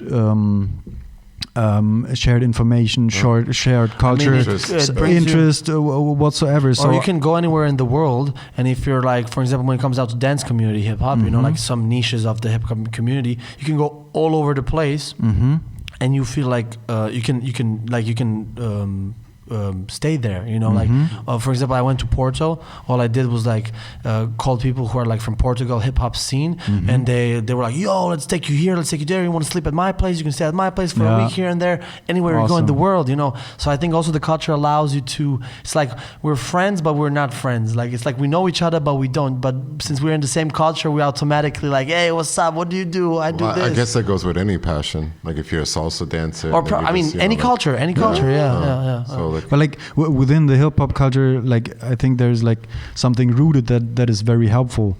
For example, that you have like a broad toolbox of things you can try in order to express yourself. Like you can sing, you can dance, graffiti, you can blah blah, paint, art. You can do like a lot of different stuff. So and it's not expensive. Yeah. So like you could start beatboxing, I could start freestyling, and bam, there we got. No, I don't want to. Come on, freestyle. Then it's hip hop. You know what I mean? Yeah. So it's very accessible as well, powerful and accessible. Do you think that's a good thing or a bad thing? It's a very good thing. It's a very good thing because like it helps people to enter who might not have the resources in order to express themselves in any other way. So it's very, very helpful because now people can express themselves and be like visible who haven't had that kind of chance. Like of course also like technology plays a part in that role, but like I feel like technology and hip hop, they are like this and like taking over the world because they're always into it, like the next hip hop rules the world, gadgets and stuff. That's true. Do you see yourself on Clubhouse? No. I skipped it. Like I will give it like some more time. I will give it some more time if it's still alive in half a year. Maybe I will check it out. But I'm like as you said before, some kind of a minimalist. Like I deleted my Facebook, my Tumblr. I deleted my Xing, my LinkedIn, all my shit. Like because man, that was I would delete everything unless no, because I feel like I got everything I need together and I don't need another app in order to do something or like I'm not having any lack of opportunity or any lack of... If you could have 3 apps, what would they be on your phone? That's a good question. Yo, we gotta bring your questions. If you could only have 3 apps left on your phone since you like to do what you're doing. Okay, it's for sure Instagram. That would be the number 1 app. It's probably my calendar. Calendar, okay. Yeah. No, but this is automatic app that you get. No. You can erase that though. Can't you erase the calendar? No, iPhone calendar, no. You wouldn't know that. I don't know that. But Android, you can't. But you probably have some other calendar. Well, that's how my screen looks like. You're also. Oh wait, you're also an Android? Yeah. I'm sorry, guys. So I have calendar, I have Drive, I have Instagram, WhatsApp, Gmail, Gallery, and my files. Can I see it? On my starting page. So this is all you have on your phone. Yeah. Wow, this looks so calm. That's crazy. I want this right now. Like this. Bro, I want it. I need to go like this and I have to search for it. I'm like, yo, shit, where's this app? Yeah, those are the most frequently used. Wow, this looks so calm actually. I think I could say Gmail. Okay, yeah. I need Google Mail. I need... But wait, those apps you actually have on the phone automatically. So like maybe apps like apps extra, like socials or whatever. So it would be like Insta. Tinder probably as well. No, never had it. Never had it. LinkedIn. I wouldn't know. What do you use LinkedIn for? You got a job. Yeah, you always have to keep open. Yeah, bro. LinkedIn is Facebook. Yeah, Facebook for jobs. No, LinkedIn is Facebook for jobs of 2020. Yeah. Not just for Instagram jobs. is LinkedIn for creative people. No, this is what you think because it's still here active, but just wait, bro. I'm telling you, Instagram is old. But anyway, yeah. Sorry. Okay. Wait. Now I'm confused. Let me think about what I actually use. Yeah. What's on your desktop? Kind of thing. That's a good question. I also starting screen. Let me look real quick. I have a question for you afterwards. Like, if you feel like every app is getting more similar and similar and similar. Yes, I definitely feel this. Yeah, because WhatsApp. Yeah. Okay. Yeah. WhatsApp. But wait, you have a WhatsApp. Yeah. WhatsApp, Insta, and I would need.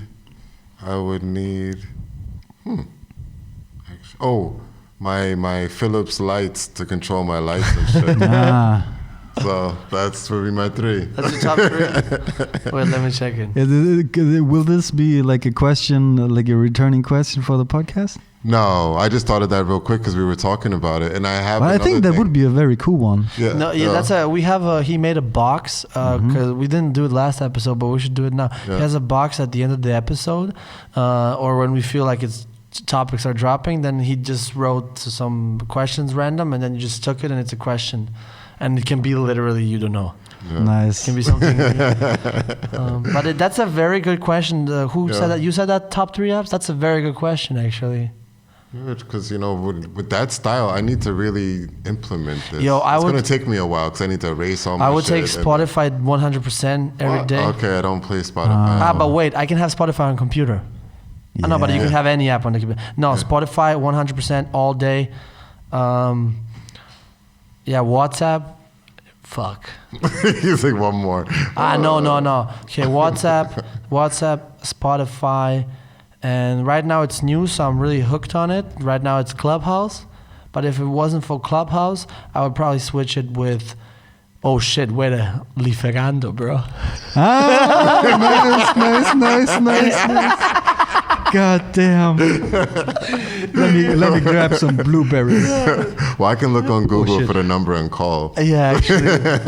I guess WhatsApp, I mean, my one, like, day-to-day, like, there's not a single, because there's days when I even delete Instagram and stuff like that. But, like, I the thing I never log out a lot. Yeah, or log out often, you know, or I have multiple accounts, so I go to the account that nobody has, and then no one, 'cause I also don't have notifications on, like, everything is turned off. Yeah, for me the same.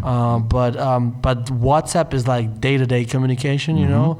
Spotify is like every time I'm not at the house, Spotify is in my, you know, and that can be podcasts or whatever.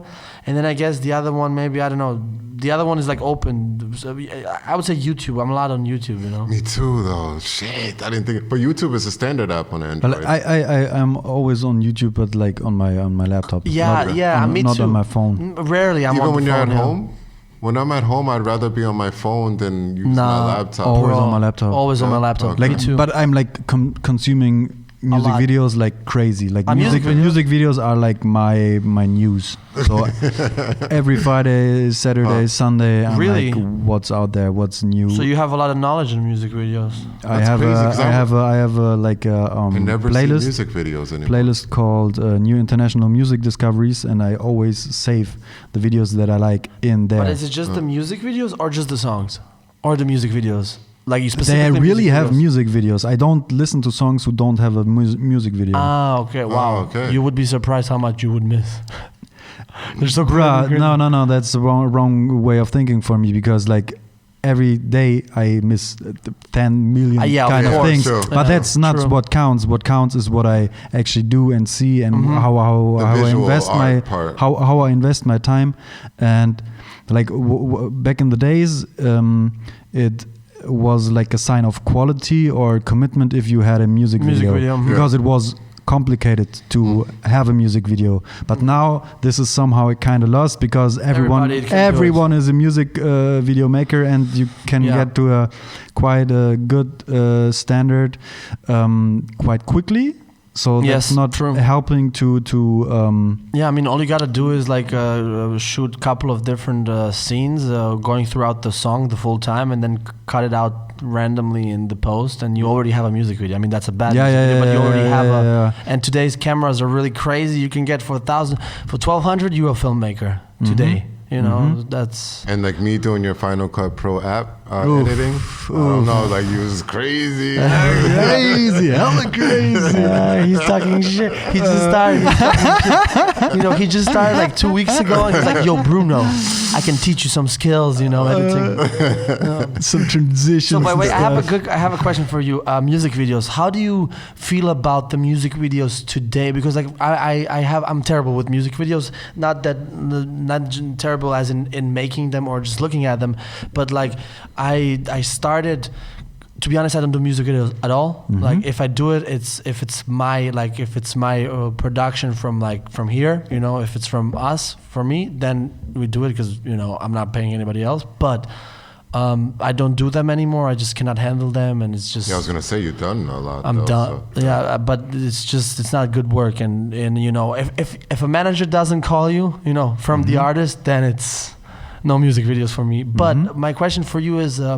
How would you feel about music videos today? And like, you know, I mean, what I've noticed lately, the videography part, you mean? Yeah, I'm talking about videography part, like music videos part. You know, like the construction of a music video, the concept and everything. Colors, a lot of them are like I've noticed. There's two styles. There's either like Dreamwheel type music videos where they're very clean, not too much effects. You know, it's just clean shot after shot, and some nice staging and lighting. Collage, like soft porn. Yeah, like nice. No, just like a nice music. What? Why? Out. It's like a nice. It's just like a nice, you know, like cut after cut. It's like a cut after cut, you know, not, you know what I mean. And then you have, that's like, I just see that as like, let's say one genre, but I'm talking hip hop right now, just hip hop, yeah? And then you have another one which is like really beefed up with fucking effects and effects and effects. It's like, it's just like it's a crazy pot full of effects and it's right there, bro. It's really crazy, you know what I mean? This is what I see. So how do you feel about like, where are we living in? Which stage of hip hop music videos do we live in? And how do you feel about them? And what do you like or don't like? Or what would you like to see or not? You know? First, what is the best genre? 90s hip-hop videos, 2000, 2000. There's no the best. It's always changing, always developing. Busta Rhymes, never. Give me a guy who will beat Busta Rhymes music video. No, I'm joking. There are, but yeah.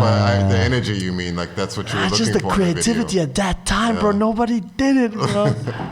That's a tough question.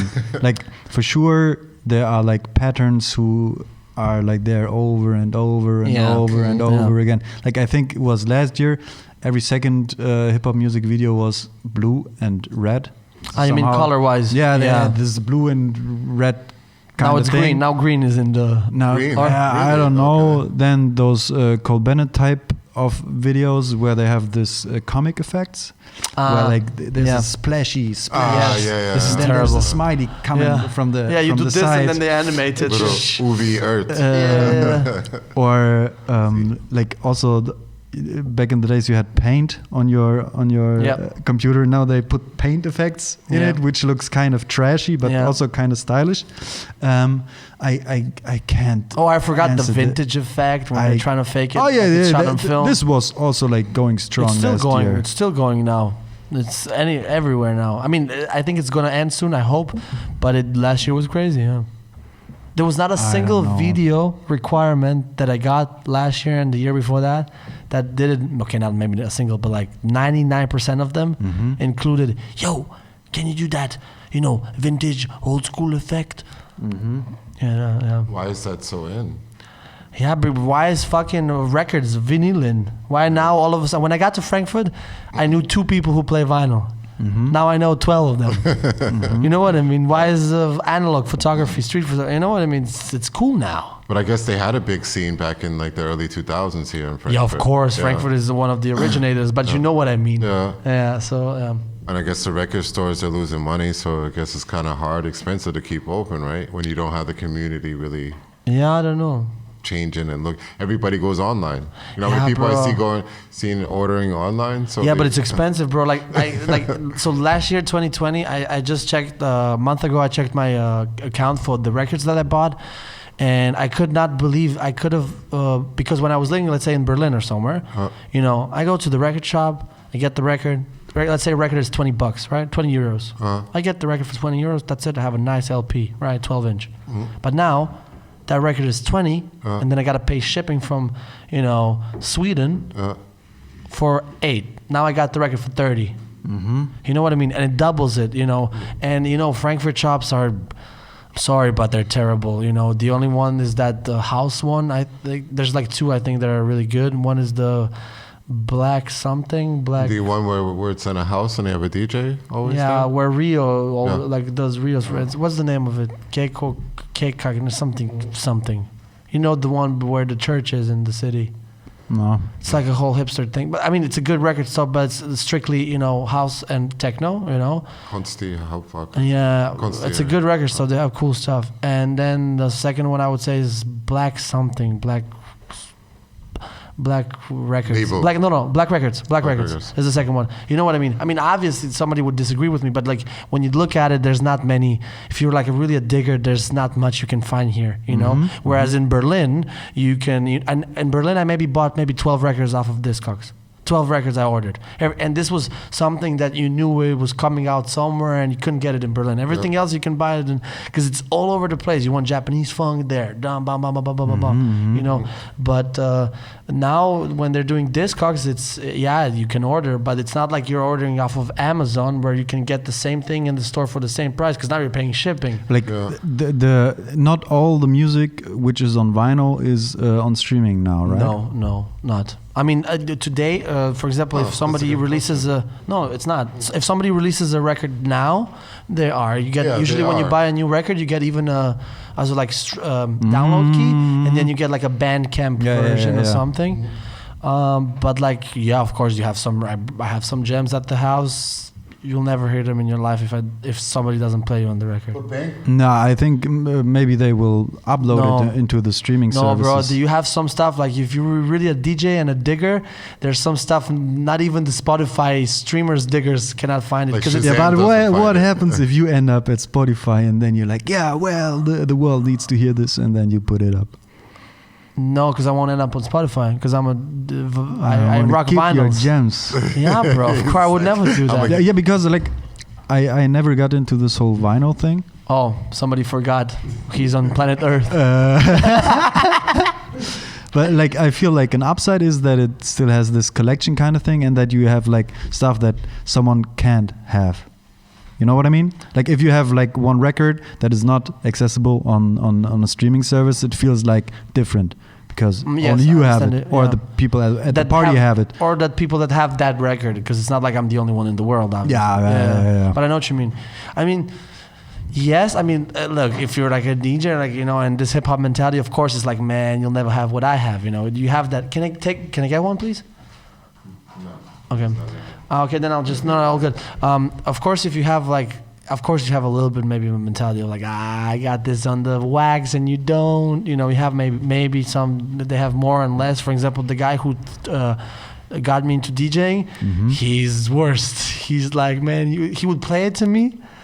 And he even showed me the record, but make sure that he doesn't, so I don't see the label or the artist. Come on. No, but this is some flexing type shit. But it's a stupid. I mean, look, like when you look at from. What DJ about each one teach one? Yeah, well, no. What about sharing is caring? Yes, but for example, because of him, yeah, but that's not the way you do it. Because of him, I am DJing and I have a bunch of records and I'm into it. Because he gave me the tracks what I needed, but not his route. You know what I mean? He gave me everything I needed, but not his selection. Because like that's your tool. This is my sound. A lot of DJs like. You will also build a totally different selection connection because you are a different type of person and you have. Depends. You have. Bro, you would get surprised. You would get surprised how many DJs you go to a set and then you hear another DJ set. You hear a white dude, playing some gypsy shit and some African shit. Not that he cannot do it. That would be interesting if like people with the same record collection have like sort of the same character. Huh. Depends. I'm sure. Look, depends. I can have a record. We can have the same record, right? The same record. Yeah, but I'm talking about collection, so it's not just one record, but it's like 100%. But let me just go from here. So we have the same record, and then and obviously like that record has a label, or let's say that band of that record, and then you're like, wow, the guitar solo on this one is so fucking dope. Who's that guitar player? You flip the record, you see it's Federico, blah, blah, blah, blah, blah.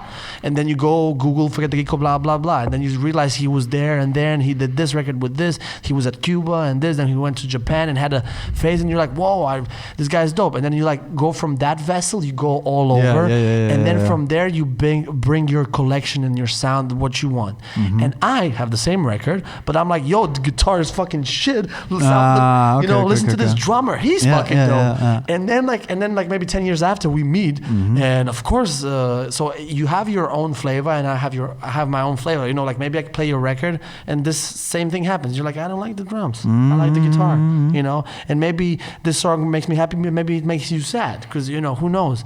But like the fact that you have your own sound, I mean, we had a discussion with David. Yeah. We had a discussion with him, like music should be shared. 100% music should be shared. But if you're like really a DJ, it's like, for example, I make beats. You're not going to listen to my samples. Well, that's different than sharing music that everybody can find anyway. Like, nobody can find the beats that's in your head. No, it's not beats. I'm talking samples. Okay, you mean like the sample sample part. I have a sample collection. Yeah. You'll never hear it. So it's like a tool that I have. You know what I mean?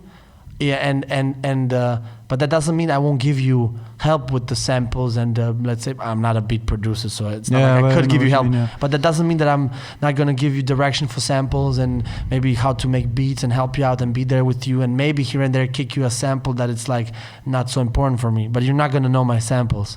You know, so it's same as the records. I don't mind giving you the records or anything, but like it's just the fact that like I have this. Look, every time you go DJ outside, if you're really not playing like 70s, 60s random Russian SSSR fucking funk, if you don't play that, everything else you can Shazam today. Mostly. But if you play on vinyl, like let's say I do this, I play vinyl Biggie, classic Biggie track. But if I pitch it by 4, bye-bye Shazam for you. You know, so that's why, for example, when you go on Just Like Butter, most of the times you cannot Shazam a lot of stuff because it's like recorded on the record. We do play on Serato just because you saw it. It's everybody's jumping records but every record, for example, that I played, and I think the boys as well, everything is from the vinyl that we bought, recorded.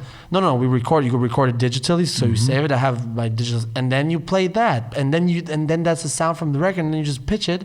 And then bye. There's so I could just record in slow motion and then play back, and I can hear. I don't know, but basically at the end of what I wanted to say is like, yeah, you should share music, and this should be, each one teach one. But at the end of the day, I'm each one teaching you. I'll show you the labels important and this, but I'm not gonna give you my sound. You find your own side. That's your own thing. And then amongst DJs, I'll have like if you play like shitty music, like you're shitty cutting or anything, but like you're playing your sound, and there's like 10 DJs in the room, nobody plays that, I'll be like, yo, Yosha's dope. And you can be like terrible, like you cannot mix 2 tracks, you can have 2 left hands, but like you're the only one who's like has its own sound. I'm like, yo, Yosha's dope. And I'm gonna walk out of that party like, that Yosha do. He terrible cutting, but man, he had something. And the rest 9 of them, they all the same. They differ, but Like another perspective could be like if we stay with the sample example. For example, like I have 100 samples and they're fucking awesome, and I'm not gonna give them to anyone. What would happen if you would put them up publicly? So you would enable people to use them and like to build on what you already selected.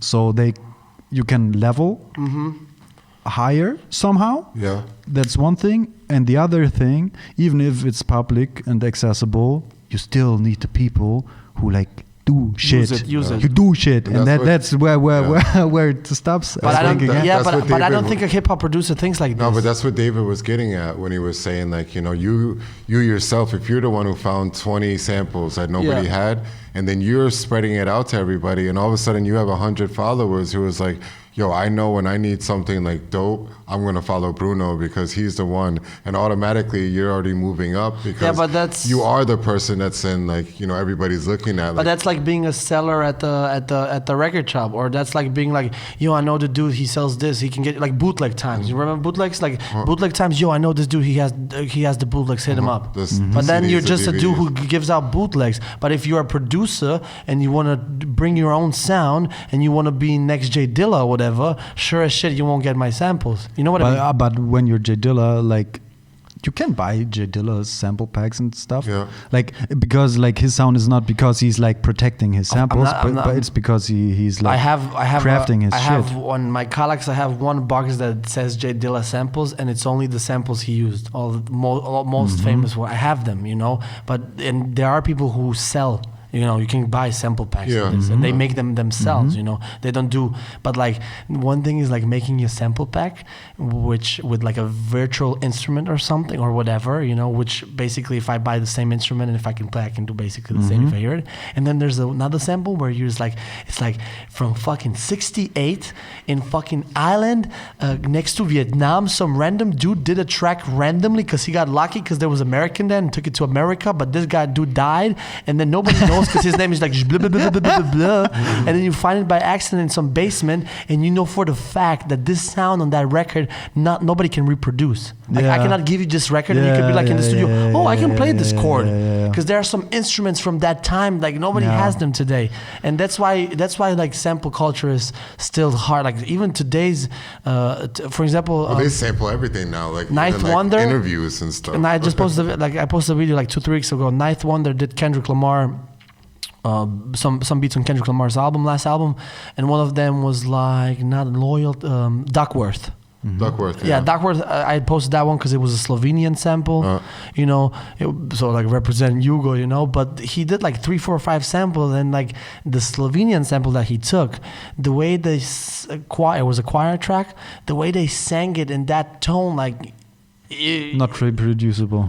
I mean, no, it is reproducible if you really download it, get it, listen to it, and practice it with the crew and get the right women. Okay. But it's like not that you hear that today, And to be honest, let's be honest, when you hear sample packs when you buy sample packs, you usually hear like a bunch of fucking melodies, and then people chop it up and flip it, which is not a bad thing, Like the whole industry is currently running on this, But I think it's definitely, for me, personally, I think it's a cool way, Because like, think about it. I download the sample pack. If I could find it, you can find it. It's Google. Mm-hmm. But what are the chances you're gonna find one record that it's not even existing on Discogs? So even if when you Google the record, I give you the record, I give you the name, I give you the label, I give you the guitar player, everything, and you type it in Google, nothing comes out. And then what are the chances you're gonna find that record? Yeah, but what is the chances that even if you find that record, that the person who finds it can actually do something with it? I mean, depends on the person who uses it and the way they use it. I mean, think about it. When you know who sampled. Yeah, I'm always on it. Yeah, but think about it, there's some tracks that are so good just because like the fact that nobody knows the samples still to this day. There's so many hip hop. There's so many J Dilla beats and loops. And not just Dilla, but like that nobody knows still to this day. Nobody like there. I know there's one. I don't know the name of it, but I know there's one. There's even a community who are still like trying to find it, and nobody can find it. And they even contacted the family because he had like boxes of samples, and nobody could find it. And it's like it's a thing. It's like this. It gives you like another flavor and mystery and story behind it. Music is fucking cool. And you know what's also my biggest thing. Sorry, I'm on it because I really love this topic. But go for it. You know why it's also important, the actual samples, from the record and stuff? Because think about it, that Vietnamese dude, let's say, who died and nobody knows him. Think about it, you take that record and you kind of like rebirth him and his music. Yeah, lives on. And then imagine you go major, you hit, and then like you got to like rebirth him. It's like you're like, give this song or whatever, give this piece of art a light. Yeah, you know what I mean, and not just with the producers. Same with and that's why. Same with the DJs. I'm like, you get a record from the '60s SSSR, you play it on the party, and people don't even know. There's so many records I play. People think they were produced like last 10 years, and then I show them the record, and the record's like '68. You know what I mean? And then like music is timeless. Yeah, and then you shine light on this and where we live in the age of like. And you make a phone on the beat. I'm not saying that's not bad. I mean, look at the internet and everything. Yeah. But you know what I mean. I think it's like paying respect to other people who were doing it before us. It's also like the leveling up thing. Like you can build, and like it's even though like there must be like a limited number of tones you can play and words you can say and stuff. Yeah. It feels like the universe of music is endless. Yeah. I feel like there will always be a way of producing new music. Yes, it will never end. No, never. So that's awesome. That's crazy. Yeah, it's crazy. I don't know. And the rebirth thing is also cool. Like also if it goes major and then someone else hears this song and he's she's from the village no one knows, and they're like, this sounds familiar. Wait, it was the grandpa of my friend who, and then you get the connection again. Then you you will never get on stream, because even if you as a Spotify, I don't know how it's funny. Guys upstairs are on the Zoom call seminar on how Spotify actually works right now above us. So I don't know how Spotify works, obviously. I'm yet to find out, but I don't know how it works. But even if I was a Spotify selector, even if you want to get that Vietnamese dude or whatever, you can. He died. Like, it's not Spotify who puts the music there, but it's the labels. So labels. There must be someone who uploads the music And then Spotify to Spotify. approves it. Exactly. Depending on the laws and blah blah. Blah blah blah. Yeah. For example, like a blank spot on streaming in Germany at least is still Schlager music, because like old people don't listen too much to streaming music. Kevin has a but this connection. is changing as well. Okay. So there, like in my mind, or probably in everyone's mind, like it's like, yeah, all the music of the world is on Spotify, but no. It's not. It's really not. You know. But I mean, it's definitely getting better. Like I never dug music on Spotify until last year. What's dug? Like digging. Okay. I only dig music either through some like resources online that I'm not sharing, or through records. I will check your Instagram account, and there go the resources. Good luck. But like, you know what I mean. And I was always thinking, Spotify digital, you can only find classics, and that did like 4 or 5 years ago. Yeah, there's, but now they have a lot of small. They really because now smaller labels can, I can drop I pay $30. I have my song on Spotify right now, or how much I don't even know. But you know what I mean. So now it's getting better, and you can find a lot of. And now I started even finding some songs, and because I like this algorithm thing is amazing. And speaking of algorithm, our boys from the agency, they actually did for Universal Studios, for Spotify officially, they did generator, playlist generator, and it actually works.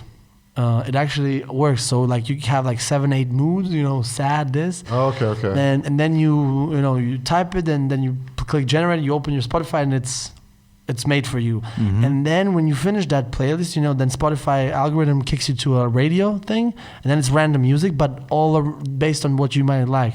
And it's ridiculous if you know how to hack it a little bit. Like, for example, there's some songs I like, but I don't save them or like them on Spotify just because I don't want to mess up my algorithm. But then it's crazy. Like I could usually what I do, I never play on Spotify the tracks that I know, so I never go like, depends. Sometimes I feel like it, but like I rarely go like, let's say I want to listen to J. Cole and I'm down for J. Cole. I don't go J. Cole and play it. I usually go like J. Cole, and then you go to a radio of J. Cole. And then from a random one to a radio, and it kicks you out into this J. Cole universe, but they're far, far away from J. Cole. Yeah. And then you're like sitting in the car or in the tram or something, and you're like, wow. Like, it depends, Sometimes it depends on the algorithm how it hits you, but you can discover a lot of music without just with 1, 2, 3 clicks and then next. Whereas when you're getting records, man, you gotta scroll, you gotta have a mental like, oh, is this record good? Like for example, I have a theory. Also, like you look on the cover, then you look on the names, you look on the, and then there's so much more information. And then you have to take it out. Then you have to put it on the fucking record. Then you gotta skip skip with the one. Oh, that's good. But then you're like, you'd have like 2-3 hours in the record shop, and you're like, man, because you cannot. I mean, you don't listen. You don't put a song and then you're listening to the whole song. No, you're like no. Yeah. Oh, this is good. I would love to listen, but I don't have time.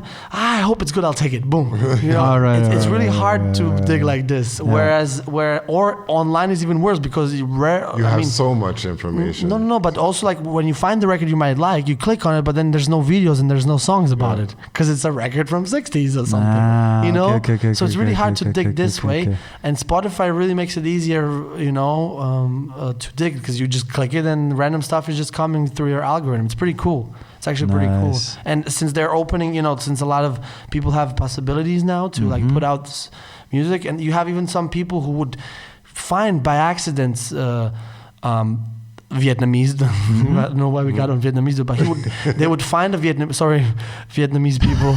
This is nothing racist or anything, but like they would find a dead Vietnamese dude, and they were like, "Yo, this guy's dope." Then they themselves would start a label collecting all of this shit, and then they would put it out as like, "Hey, this dude was alive, and he's now on our label," And then maybe it goes on Spotify. But Spotify's pretty cool lately, I would say. We're not sponsored by Spotify.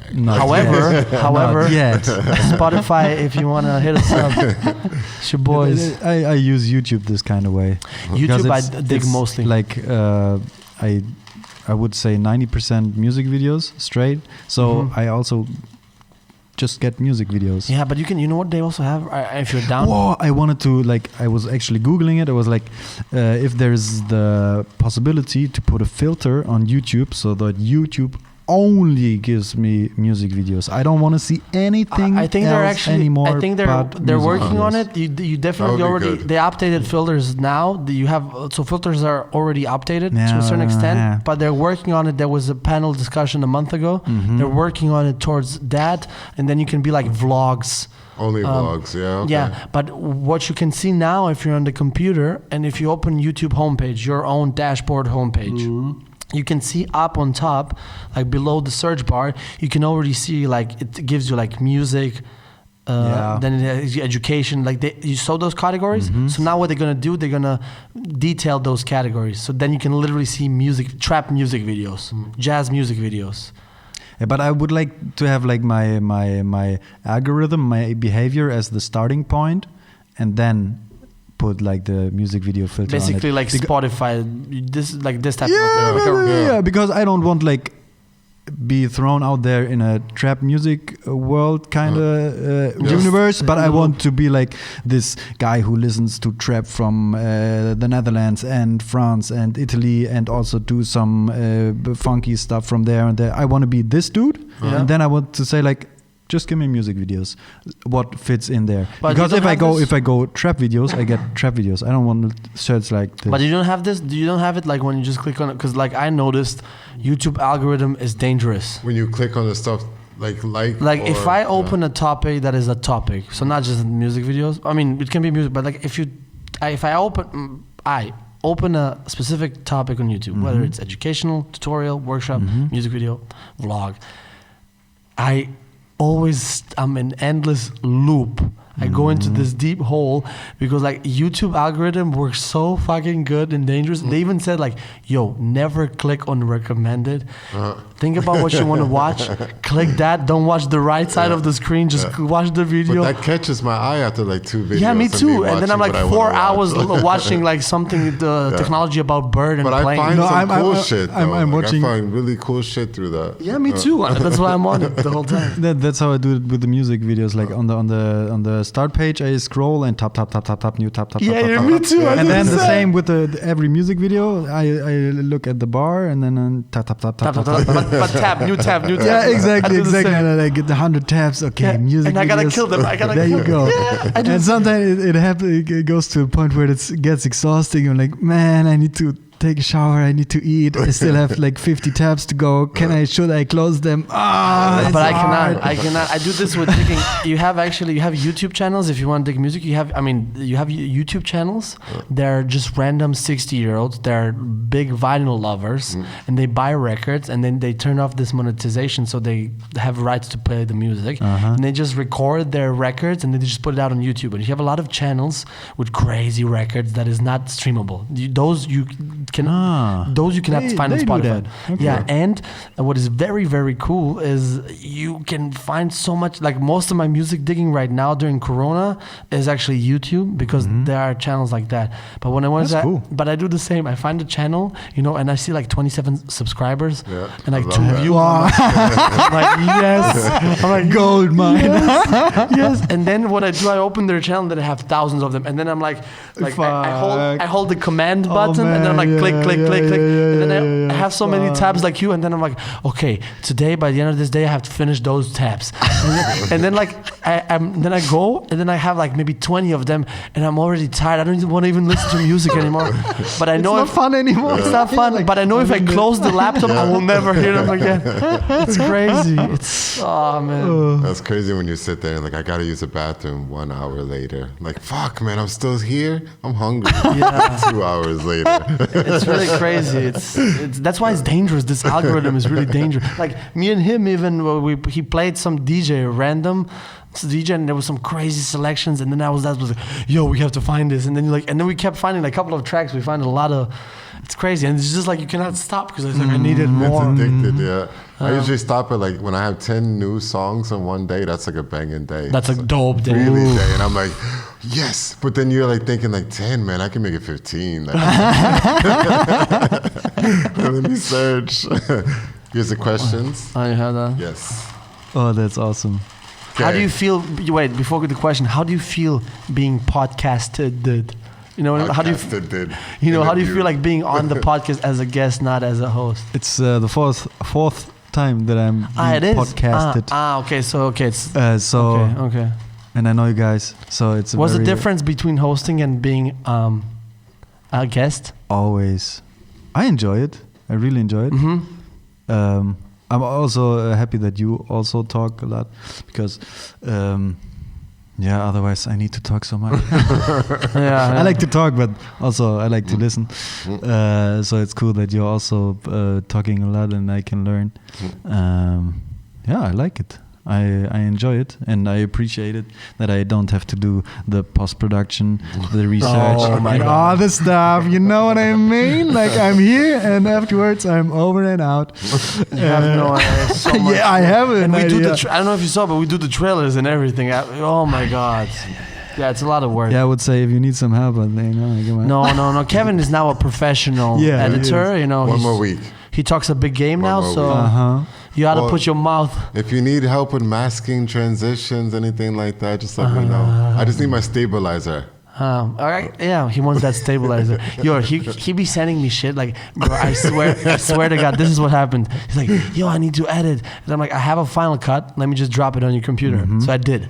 Literally, 5 days have been passed by. No, it's been like 2 weeks. I've had 3 weeks now. Now, but like Final the first week, he like my WhatsApp message was like, but he would just send me like, yo, look at this plugin, look at this effect, look at this plugin, and this is like all advanced plugins that I couldn't even like. It's hard to use them. Like, but that shows you what kind of brain I got. You be talking, you talk shit, bro.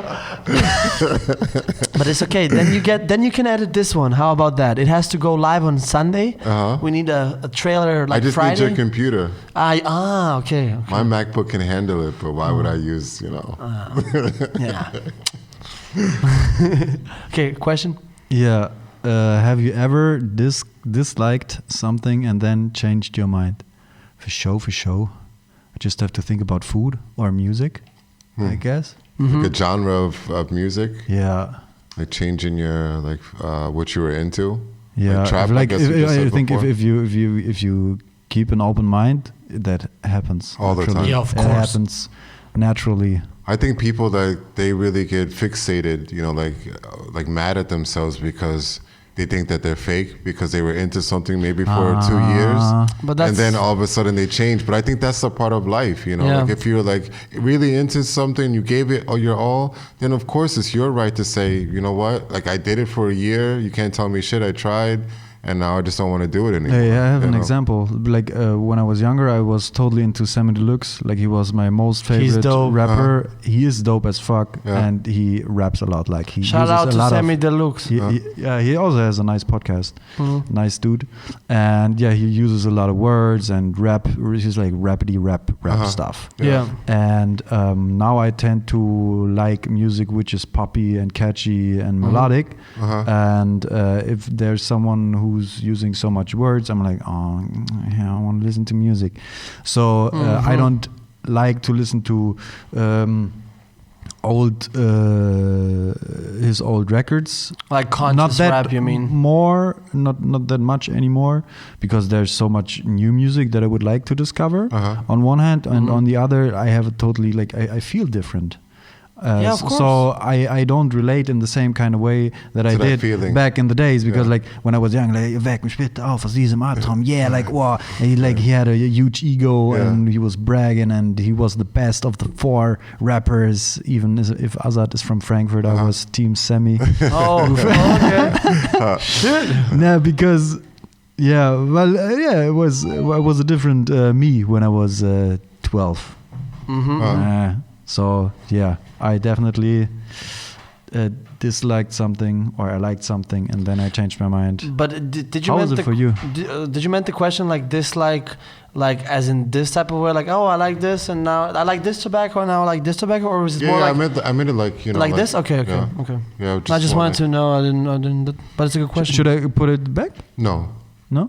Oh, that's like we don't. Yeah, that's like we don't want it anymore. Okay. Can I have another one? Yes. You want to grab one? No, you can. You're the guest. No, Yeah, you're the like- guest. Or, okay. No, or everybody grabs one. I think everyone then grabs we one. can hop on to the Yeah. conversation. Hey, hold on. Hey, I actually, to be honest, I really like this episode, and it's pretty cool. Me too. Okay, let's go. It's your question, baby. What career advice would you give to your younger self? Oh my God. Oh, you got it. So Is he seriously on the phone call? Yeah. Bro, does Joe Rogan take phone calls? I don't think so. So that would be in career advice. Yeah, career advice from me is do not look at Kevin. No Kevin. When you see Kevin, just look at his funny face, but don't listen to any advices from. No, I'm fucking with you. Who's sorry. that? Who's that? Case? No. You lost a piece of chair. I lost that. You lost a piece of chair. So what career advice would I give to my younger self?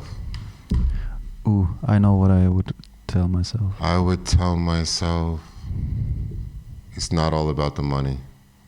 Okay. You?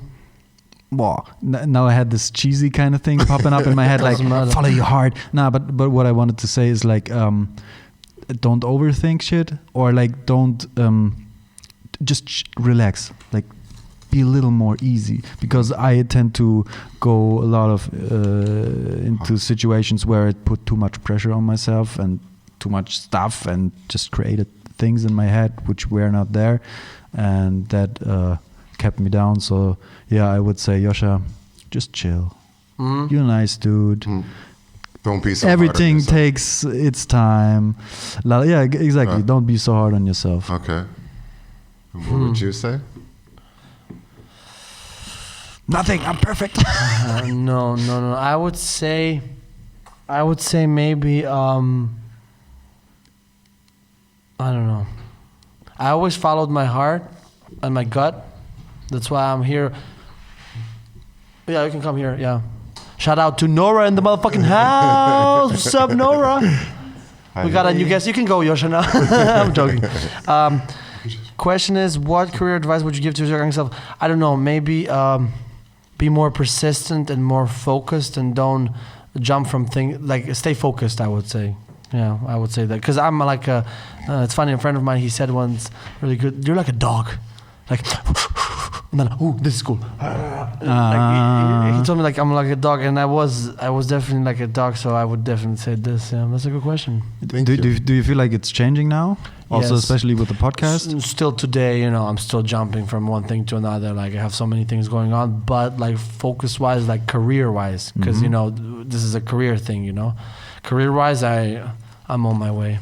Nice. Yeah, but I jumped. I mean, I'm doing podcasts, I'm doing this, I'm doing that. But I Like, mean, I I think you've definitely changed. You're way more focused. I mean, you certain know me stuff. you know me very deep, so yeah. Like, Maybe ask him. But I also think that's part of an important part of the learning process in order like to figure out what you like best. Yeah. Yes, you of need to course. like try a lot of different Of course. things, and Yeah, my problem is like there's a couple of things that I really want to do, but I have the ambition of I'm changing the game. Like if it's a filmmaking, I'm changing the filmmaking game. If it's DJing, I'm changing this game.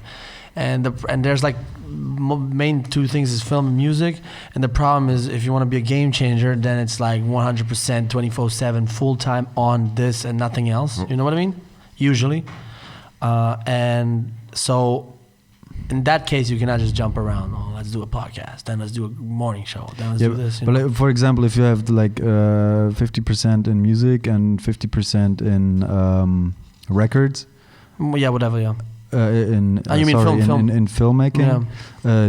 the pace is different, and you can still be a change maker. Maybe you are not like the superstar, top notch on every guy's timeline right now. Yeah, but you can be the one influencing the people who are those people. Like the small step pictures. I just sent you. like Small steps. Yeah. No, but that's actually true. Actually, Yeah. no, I agree with you 100%, and I would love to believe this. Mm-hmm. But unfortunately, somewhere deep in me, it tells me it's not true.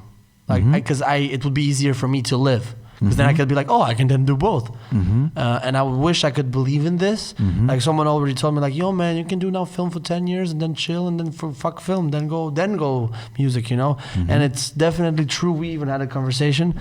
But, you know, for example, like, you know, let's say music-wise, you know, like let's say a drummer.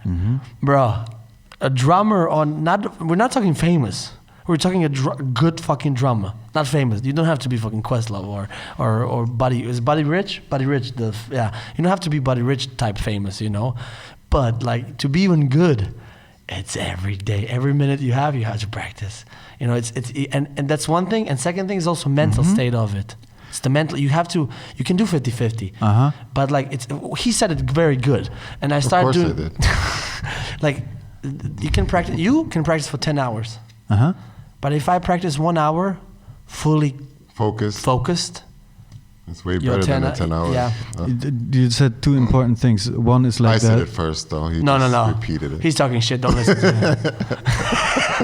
It's shared knowledge now. It's shared knowledge now.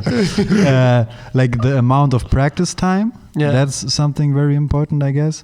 The focus you put in, and the second I forgot. What? I said the amount like this focus type thing, and also like shifting focus in general. Because for me the situation right now, working 4 days and then doing 3 days of hip-hop podcast, Yoscha kind of this stuff, I have to switch on off, and that it always takes some transition time in order to get back into my Yoscha mood. So if I'm like in my Yoscha mood on Sunday, like really into Yoscha mood, and like okay, I'm in my space, like everything is centered, I know where to go, blah blah blah blah. Then Monday kicks in and back to work. So that's definitely and it's true hard to, as well. And it's hard to control that. You cannot control it. You know what I mean? I mean, maybe you can be a tough guy and I'm like controlling my emotions and shit, but like still at the end of the day, it's the hours you spend. Exactly. They have an impact. Yeah. It's like it's the same with training or with practice. Exactly. So if I am at my job 8 hours a day, it's fucking 8 hours of my day. I cannot like erase that state of mind. Yeah, and also like it has an impact on me. It shapes the way I think, the who I am and stuff. So. Yeah, I definitely. You also made a very, very important point. And also, for example, if you do Yoscha stuff, let's just say, you know, it's not like you're gonna go hardcore for it the first hour. You're probably like, for me, I remember like transition time. Every time I make a beat, like first hour is bullshit. Yeah. Like I'm really like I have to make myself make a beat. But then hour in, you're like okay, and then like after 2 hours, you're on fire. You're unstoppable, you know. And then you're constantly like, if you're having this dynamic, like you said, 50-50. I wish it's like this, and I would love maybe it is like this. I just don't deep inside, because a lot of people told me, man, you can do both, and I was like, yeah, I can do both. I want to believe in it, but like something deep inside of me still doesn't believe in it. But even if it's 50-50, you're constantly, like you said, like, or 9 to 5, you're constantly like shifting these emotions and focuses, like, you know what I mean? Like you don't get a chance to warm up, do it. You know, for example, I hate when people say, oh man, you can do music, you have 2 hours free. Yeah, bro, but it's, like, you know, I can sit and make a beat. Within your situation, is it realistic that you do one thing fully?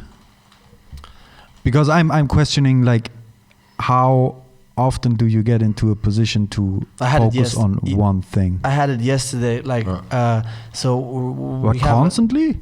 No, bro. If I had constantly, bro, I would not be here. You know, you would be reading the news. Yeah, because that's a situation you need to create, and I think that's hard. That's the game we're playing.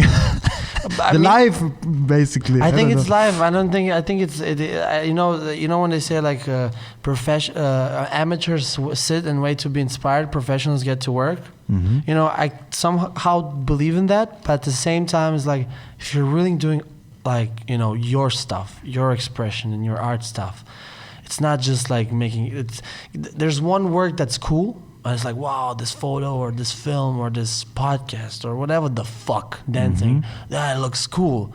Do you have those things that are just like appealing to your eye or your sound or your taste? But then you have the feelings that are not just appealing, but they're also like changing something and telling something even more. You know what I mean? So, you know, you can have you can eat a food that's tasty and you're like fucking coming all over your fucking mouth, and that's good.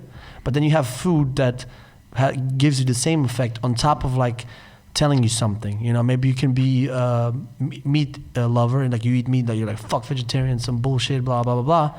And then like somebody makes you a food like in a vegetarian combination and doesn't even, and you think you're eating meat and then tells you didn't eat meat. I didn't get that. First it was tasteful and then on top of that it had an impact, and you know, like art type shit, and this I don't think you can just like, oh, I have 2 hours free, let me make some fucking meaningful work. Done.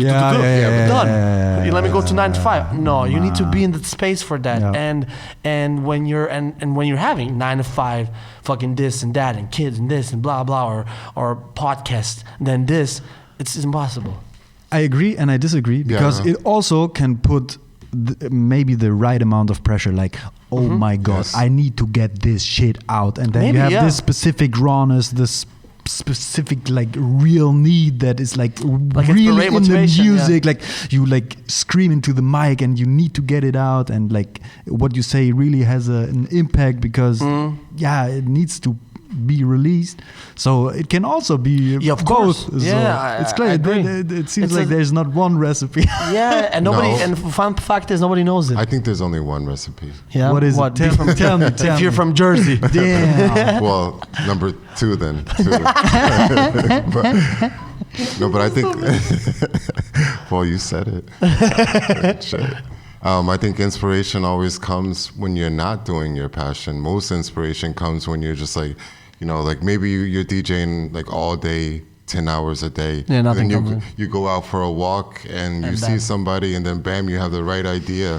Or like I'm at work, I'm so stressed out and all of a sudden like I have like a perfect song combination, or I just like start finding like crazy songs that's like fitting with my mood. Word, like, true. I think it's like, you know, when you're doing something else that frees up your mind to be able to actually focus without focusing. Yeah, sure. Yeah. Like you need to have like mental space mental available, space, like you said in the beginning. This creative space process can happen, because if you're like consuming or doing something actively all the time, like there's not the space in your mind that those creative connections can happen. It's like Joseph Wu said when we mentioned it last time. Joseph Wu, I was surprised why he's having a job at the lab. Yeah. He's like, bro, if I was only DJing 24/7, I would not move because I don't have the space to go out. I need to go out so I can get inspiration and to go back in, do something and go out again. If I'm constantly in one pool, then I'm alone and I don't get to see it. Like if I'm in the box, I don't see anything but the box. But if I'm outside of the box, I can look through it. You know what I mean? Like that type of shit.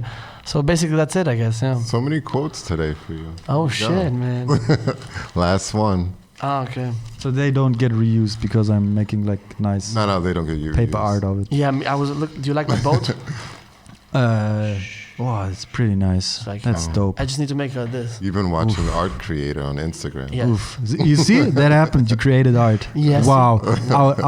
By accident. Do you want to buy it? It's just 24,000 euros. Yeah, this canvas sold already. Sorry. Sold. What's one thing that can instantly make your day better?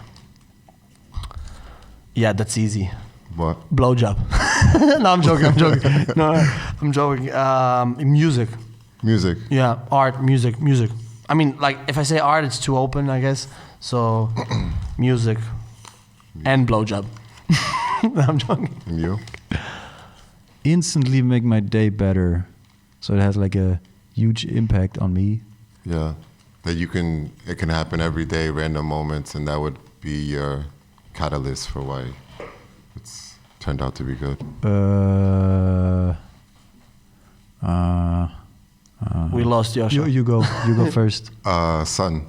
The Sun. Ah, yeah, doch. Like the sun your son? No, like the sun. The sun. The sun up. Oh, you don't love your son? I do. But 3. I can't. That's a good question. Yeah, I changed. Can I change? Oh, now you want to think about the question. Can I change? Yeah. What would be the alternative? I would say sun as well. Yeah. Like, Oh, you can't take it. no. I changed my question. Sun. Yeah, sun. Especially now at this time. Yeah, I just think like any time of the year would just fit for me. It's just like instant bam. You know, like true. having a bad day or whatever it might be, argument, you look outside the sun, it's like, yes! But wait, you did have bad days on the sunny days, didn't you? Yeah, but the sunlight instantly, the question, you know what instantly brightens up your day? But what if like, okay, I have a theory. Oh, now you're getting like hypothetical? First you got to answer the question, or you got to answer the question. Okay. I think workouts.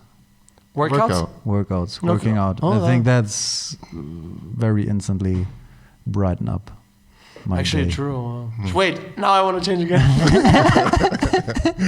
Well, you know, by working out with me, I mean, of course that's for you. It like takes maybe like 5 minutes sometimes, you know, for me to get into it. Like maybe I just came home from work, just change real quick, want to go running. And I know the running is going to help me, you know, like 15 minutes into it and stuff, but like the first 5 minutes, my brain's like sorting my whole problems, and then I slowly forget, and then I'm happy. So for me, yeah, it definitely brightens up my day, but I'm pissed the whole time. I'm just happy after it when I take a shower. I don't even enjoy the workout. After when I'm done, when I'm sitting on the couch, I'm like, yes. Now I feel Where's happy. my chips? I need my chips and an avocado. Yeah. Yeah, I'm eating an avocado. Chips are just on the side. But wait, do you do while you're working out? Do you enjoy workouts? Like during the workout? Okay, Yeah, maybe. of course. Okay. Yeah. Okay. You? Yes. Wow. I like the sweat, the whole like action Oh. with it. Okay.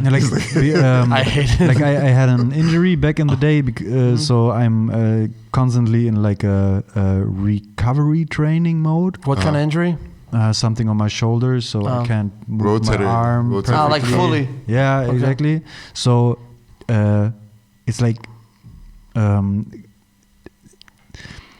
I moved from I can't shoot a ball no more, I can't use my arm properly no more, to okay, I can do pull-ups again, I can do push-ups again. So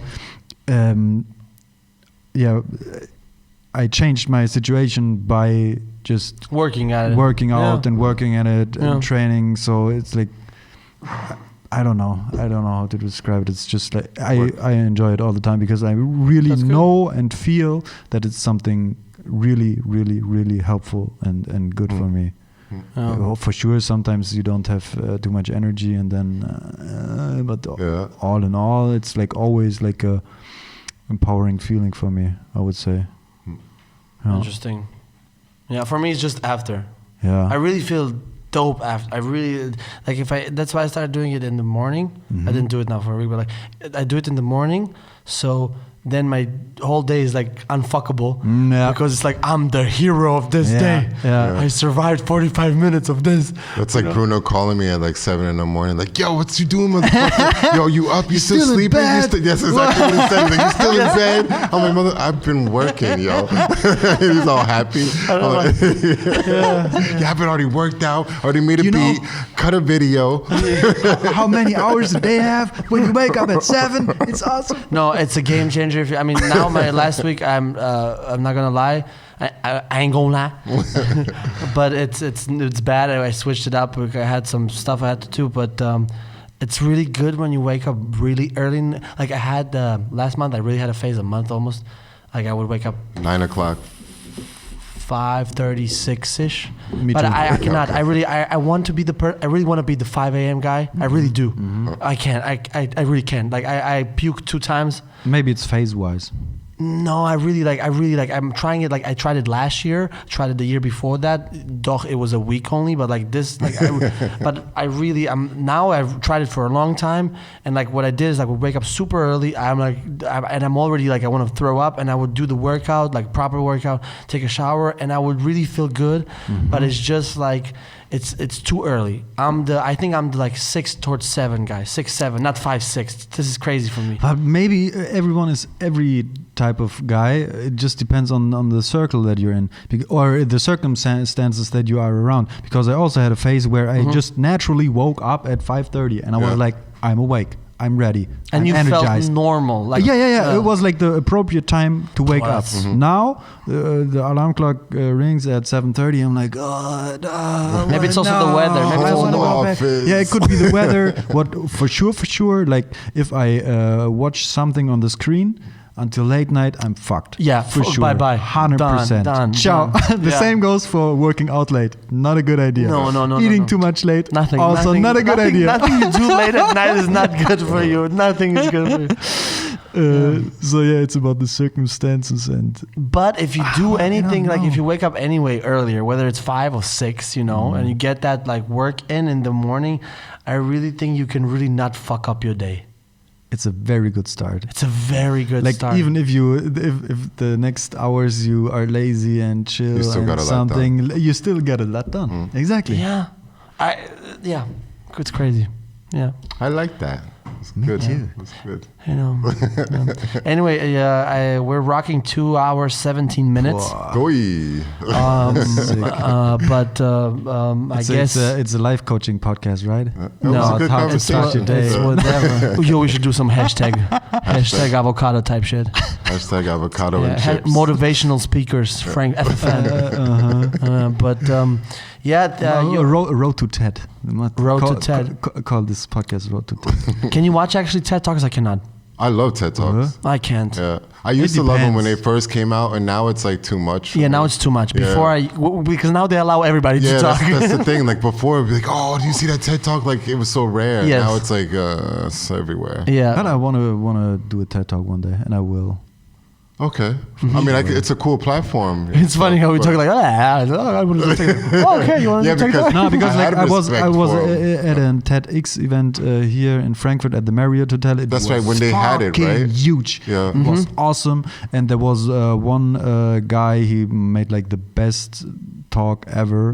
Was Bana was at this one too? Bana? The dancer? I don't know. Oh, okay. I don't know, maybe. But Can Dündar, he killed everything. Like he was in Turkey and now is like a political activist, journalist type of guy. And afterwards, like he got standing ovations just like that. Oh, nice. Because he moved everyone so fucking deeply. I don't basically like fight even if the obstacles are against you. Okay. Like he told one story about people being in prison and one artist and like just painting art on other people's backs in order to release the art, or people protesting in front, just starting one guy sitting in front of a prison in order to protest, and then thousands of people coming and to do the same. And yeah, like he was there was attentat. Like someone tried to shoot him because of his political work in Turkey, and he was like, "No, we really need to do this. We need to do this journalistical work. We have to point out what's good and what's bad, and like you have to stand up." So he was like, "Oh well, he almost got shot. He still thinks like we need to change things up and stuff," and it was like perfect combination of like what he said and his story, and I was mind blowing. And yeah, a friend of mine, like Philip from Mindful Life, he did like a live meditation there. So I also have like a personal connection to that thing, and I saw that like one day I'm gonna do it. 15 minutes. Like. Dope. Then here's to your future TED Talk. Yeah. Then front I can say. You know what would be cool is like you do a TED Talk maybe like in 10 years or whatever, and then like you do it, and then you can go into this video and like you cut out the scene and be like, this is what I manifested.